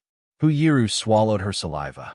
Noticing the sudden silence around her, she turned to Yunjian and added, "My brother Ichin is so powerful, but he's not as arrogant as you. Shut up, all of you. We don't even know where we're going later. We've been arguing for almost an hour, and we don't even have the strength to speak. Other than being slaughtered, what else do you want?" The moment Huyiru finished speaking, Su Mei, who had been silent all this while, could not help but speak up. Yunjian's reply was brief because she didn't want to use all her energy to talk. Su Mei couldn't help but open her mouth. These people were too noisy. After Su Mei finished speaking, Huyiru paused. She had nothing to say. Just now, Yunjian asked you to shut up because she wanted you to conserve your energy. Otherwise, you won't even have the strength to fight back. We don't have anything to eat or drink right now. What's the use of crying and talking all the time? Other than exhausting your energy, do you think you can go back if you cry and talk? If you don't want to die, then shut up quickly. We don't know what will happen later. No one will be able to save you here. All right, I won't say any more. Help yourselves. Su Mei heard the crowd's criticism of Yunjian. In the end, she couldn't help but stand up for Yunjian. After hearing her words, the attitude of those who didn't have a good impression of Yunjian instantly changed. Perhaps it was because Su Mei was older and gave people the impression that she was rather mature, so the crowd really listened to her and stopped talking. Silence returned to the car in an instant. Yunjian raised her eyebrows and closed her eyes.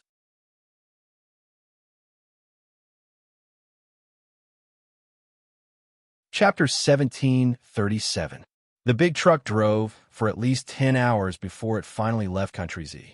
Then it kept driving, heading to a place unknown to the girls. Yunjian could feel the trajectory of the car. She remained silent, but looked at the scene outside through the small gap in the plastic wall. "Will we be sold?" After a long time, a young girl hiding in the corner spoke up. After being silent for so long, they were hungry and thirsty. In addition, the girls had cried until they had no strength left. At this time, they were all dizzy and did not even have the strength to raise their hands. Yunjian and Su Mei had only said a few words, so they were full of energy now. Then, will we be sold off to some old bachelor in the countryside as wives or something like that? Just like in movies? I don't want to. I'd rather die than be sold. As soon as the girl finished speaking, the other girls were so scared that their faces turned pale. Their minds immediately filled with many images, and they were so scared that their bodies kept twitching. In 1999, there were many movies where rural women or children were abducted and sold. The main purpose was to remind everyone to be on guard. There were many good people in this world, but there were also bad people. As mothers, they had to keep an eye on their children at all times. As children, they should not run around casually or leave their mother's line of sight. In times of crisis, as long as someone said something scary, someone would immediately fill in an even scarier image. In the end, everyone was scared together. This was not uncommon. When the girl spoke, the surrounding people's faces changed. Just imagining an old bachelor in the countryside who had not bathed for a few years pouncing on her. That image, no, I don't want to. I want to go home. Brother Ichin, you must protect me. The more Huyiru thought about it, the more scared she became. In the end, she was so scared that she threw herself on Ma-Ichin. Ma-Ichin reached out and placed his hand on Huyiru's back to comfort her, but he did not say anything. After a while, it quieted down again. After about 10 hours of driving, the big truck finally stopped. The car did not stop. Although the people present were starving, they were afraid of what would happen in the future. However, they did not feel extreme fear. At this moment, the car stopped. This meant that the future that everyone feared would happen had arrived. What? What should I do? Woo-woo. I will never come out alone in the future. God, I was wrong. Please save me. A young girl's mosquito-like cry for help came from the corner. but there was nothing he could do. 5 hours ago, Xiang Jia had already woken up. After waking up, Xiang Jia did not cause any trouble for Yunjian. Xiang Jia's friend repeated Su Mei's words to Xiang Jia. After hearing this, Xiang Jia felt that she should conserve her energy. She was going to kill Yunjian sooner or later. This slut, do you know who you are? Wasn't she just the young madam of the Han organization? What's so great about that? Bang! Just as everyone's thoughts drifted away, the back door of the big truck was opened. Perhaps it was because they had not seen the light for a long time. The moment the back door of the big truck was opened, everyone present squinted their eyes. It was already 10 minutes into the evening. Since they were caught in the morning, the truck had been on the road for 10 hours. The sun was about to set. It was obvious that they had been transported out of the country. Yunjian also squinted her eyes slightly. When everyone saw a row of people holding all kinds of machine guns, pistols, and other weapons, their faces turned green with fear. Guns! Guns! Those are guns! The girls began to scream in fear again. Standing in front of them was a group of men dressed like foreigners. Hearing the screams of the girls, the man standing at the front cursed in a low voice. He lifted the machine gun and was about to shoot at them, but he was stopped by the man beside him. The man beside him was dressed very formally, but his looks were average. After the man stopped the machine gun, he turned to look at the girls. Finally, he spoke to them in Chinese.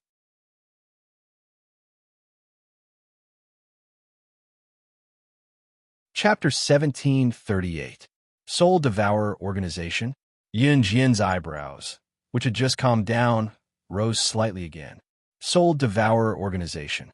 The name of this organization was similar to an Han organization's title for a moment. Yunjian could not help but raise her eyebrows even more.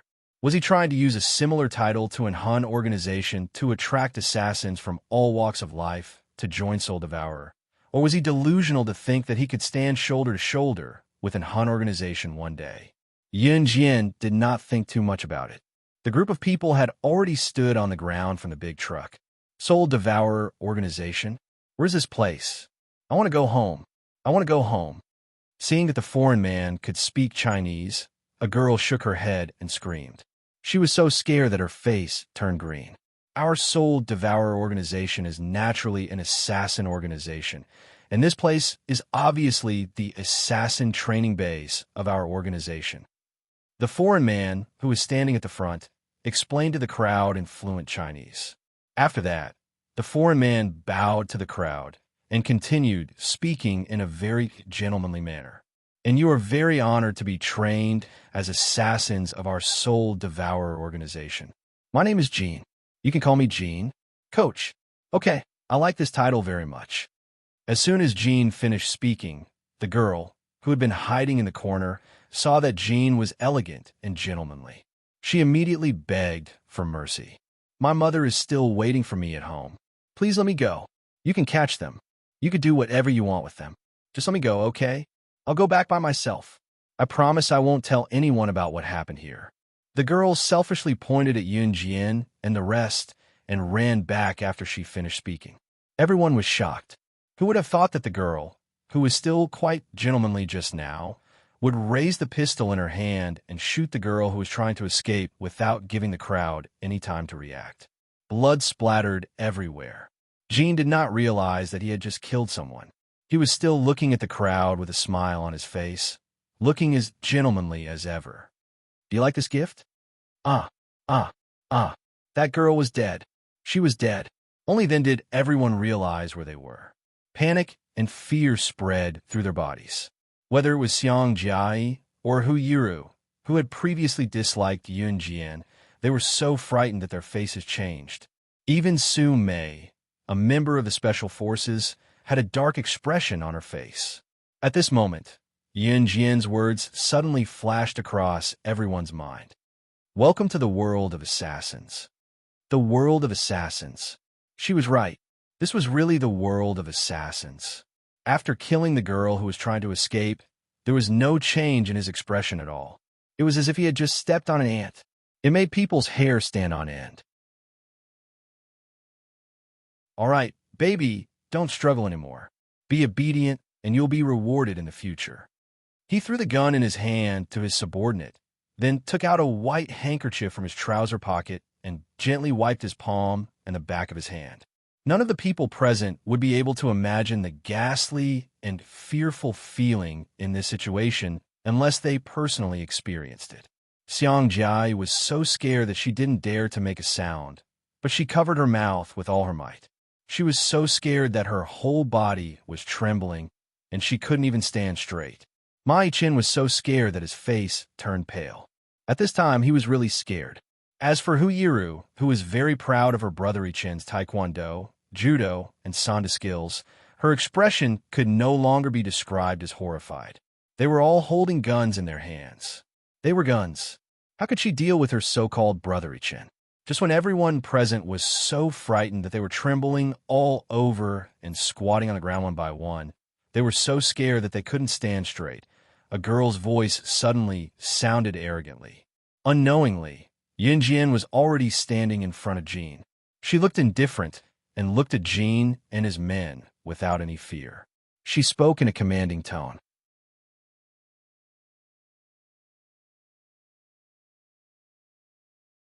Chapter 1739. When the girl realized what kind of place this was, she was so scared that she turned around and ran away. However, she was shot dead by Xian, and her blood splattered on the spot. This scene made everyone present turn pale with fright. The first impression Xian gave was that of a gentleman, and it was the same now. However, when the girl tried to escape, he smiled and killed her with one shot as if he was stepping on an ant. What did the girl do wrong? She did nothing wrong. She was just scared and wanted to leave. What about this group of people? They didn't even give her a chance to explain and killed her directly. Xiang Jia, Ma Yichen, Hu Yiru, and all the young boys and girls present were so scared that they trembled uncontrollably. This was not a place for humans at all. People could die in this place. This was hell. Hell. However, just when everyone was scared, terrified, and trembling to the extreme, a loud female voice suddenly sounded. Yunjian's voice spread to every corner of the place. Her brash, arrogant, and fearless voice made everyone present tremble. When they reacted, whether it was Xiang Jia, Ma Yichen, Hu Yiru, or the others, they were all dumbfounded. Was Yunjian crazy? She actually talked to Xian, who killed a girl without batting an eyelid just now. Did she want to die? I'll give you 1 minute to get the leader of your spirit devourer to come out and see me. How could she say such words? Just now, the girl was killed just because she wanted to escape. By saying this, Yunjian wanted to kill everyone present. Xiang Jia's expression changed at the speed of light. Xiang Jia originally had a problem with Yunjian. When Yunjian said this, Xiang Jia didn't even wait for Xian to react and pointed at Yunjian first. She's crazy. This has nothing to do with us. If you want to kill someone, kill her. Kill her. As Xiang Jia spoke, she shrank into the crowd. Come back quickly. Hearing Yunjian's words, Ma Yichen lowered his voice and kindly called out to Yunjian, asking her to come back quickly. When Hu Yiru, who was standing next to Ma Yichen, heard his words, she quickly tugged at the corner of his clothes and whispered to him, Brother Yichen, you're crazy. Whether she lives or dies is none of our business. Let her die. Just let her die. Just don't implicate us. Yunjian narrowed her eyes and looked coldly at X, who was standing in front of her. The coldness of the god of slaughter emanating from her eyes made Xian feel terrified for no reason. He couldn't help looking at Yunjian again. His intuition told him that this young lady was not to be trifled with. They were definitely not in cahoots with this group of abducted boys and girls. Xian suddenly grinned at Yunjian. Then, under the creepy gaze of a large group of people in front of him, he pointed at one of his men and said to Yunjian, Young lady, you're very brave. Look, this is my right-hand man, 025. If you kill 025, then you'll take his place. Survive. As for them, Xian glanced sideways at Xiang Jia, Ma Yichen, Hu Yiru, Su Mei, and the others, and continued, As long as you kill 025, you can survive. Kill all of them. After that, a large group of men behind Xan pointed their machine guns at Xiang Jiai, Ma Yichen, Huyiru, Su Mei, and the others. 025 was Xian's right-hand man. In the killer training camp, except for those with high status, everyone was called by a number once they entered. If Yun Jian, Xiang Jiai, and the others were to mingle in the killer training camp, only one could survive in the end. This was an unchanging law since ancient times. Therefore, as soon as Xan spoke, Xiang Jiai and the others were so scared that they retreated to the corner and dared not move. Yun Jian, how dare you? You. Xiang Jiai was afraid that Yun Jian would do it. However, just as Xiang Jiai said this, Yun Jian continued to speak. She looked at Xian and pointed at 025. You want me to kill him? Yes, kill him, and his position will be yours. Xian continued to induce Yun Jian. Yun Jian was definitely a good seedling. Xian wanted to take Yun Jian for his own use. Obviously, Xian thought that Yun Jian was braver than ordinary people because of what she said before. In the killer world, if you were strong, you could take the other person's position if you killed him. Xiang Jiai, Ma Yichen, and the others gradually began to realize what the killer world was. It was an inhumane place. Just as Xiang Jiai and Ma Yichen were afraid that Yun Jian would really do as Xian said, Yun Jian's words suddenly sounded and reached everyone's ears. I don't care about his position. It's better to kill you than him. I'll kill you first, take your position, and then kill the head of your soul eater organization. After Yun Jian finished speaking, her figure flashed, and she walked quickly to where Xian was.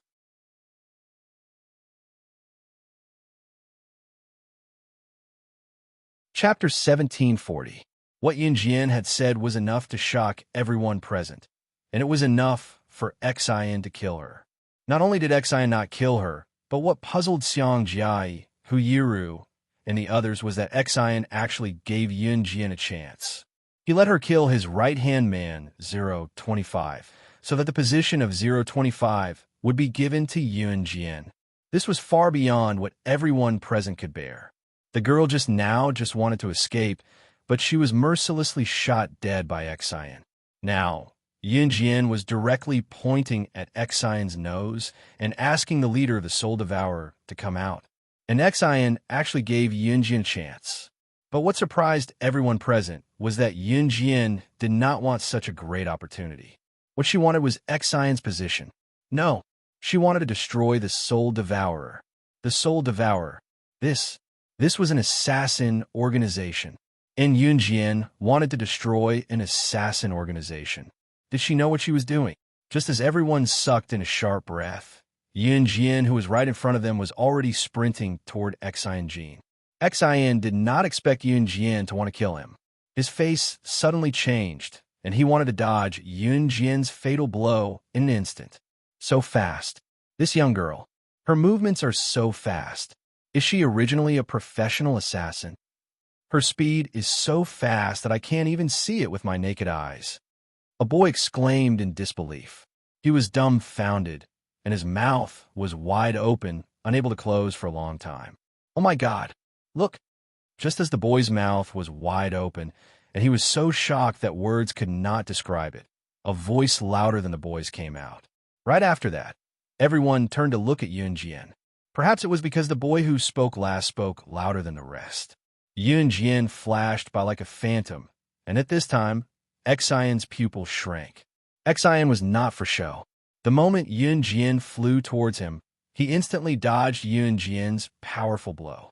Just as Xian was about to dodge Yun Jian's powerful blow, something happened that made everyone present go crazy. They saw that Yun Jian's trajectory, which was still attacking Xian, suddenly reversed. She seemed to be able to predict the future and knew how Xian would avoid her technique. In the next moment, she opened the 5 fingers of her left hand, and a bright butterfly knife immediately appeared in her hand. She stabbed the knife into the center of Xian's heart. Xian had already blocked Yun Jian's first move, but unexpectedly, Yun Jian saw through his move. The butterfly knife left a lightning-like afterimage in front of everyone present and stabbed directly into Xian's heart. The knife stabbed into the center of Xian's heart. The knife fell, and the knife was pulled out. After Yunjian stabbed the butterfly knife into Xian's heart, she directly pulled it out of Xian's heart in the next second. Xian's eyes widened. He even had no time to react before he died on the spot. She killed someone. She killed someone. Xiang Jia's initial disdain toward Yunjian was replaced by a shock at the speed of light when she saw the bloody butterfly knife in Yunjian's hand. Xiang Jia was so scared that her lips turned pale. She seems to belong to the god of killing who lives in such a world. At this time, Ma Yiqian looked at Yunjian blankly and said this involuntarily. As soon as he said this, the group of men who had followed Xian with machine guns turned their heads and left one after another. Seeing that their kidnappers had left, Ma Yiqian and the rest were terrified of Yunjian's actions, but they were elated that they could finally leave this godforsaken place. However, just when they relaxed their tense emotions, Yunjian shook the butterfly knife in her hand, which had just been wiped with paper, and sneered at the corner.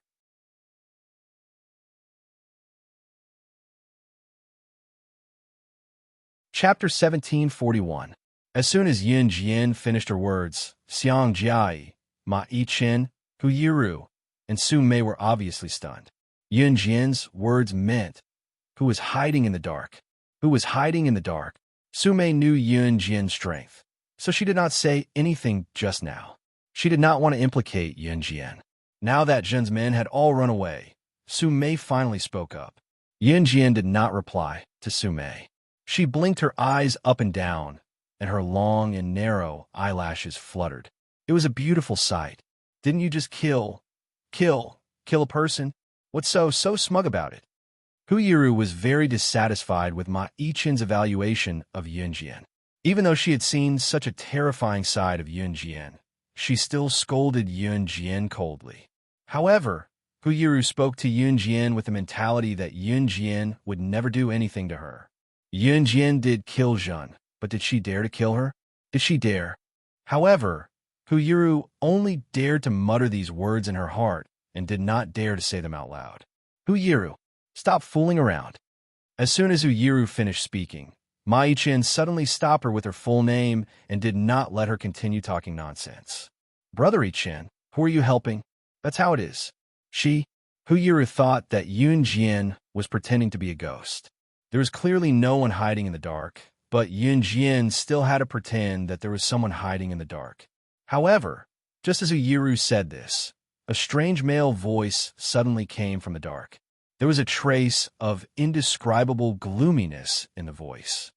This little girl is so capable. She actually killed the most powerful assassin of our spirit devourer's leader, Zhen. He.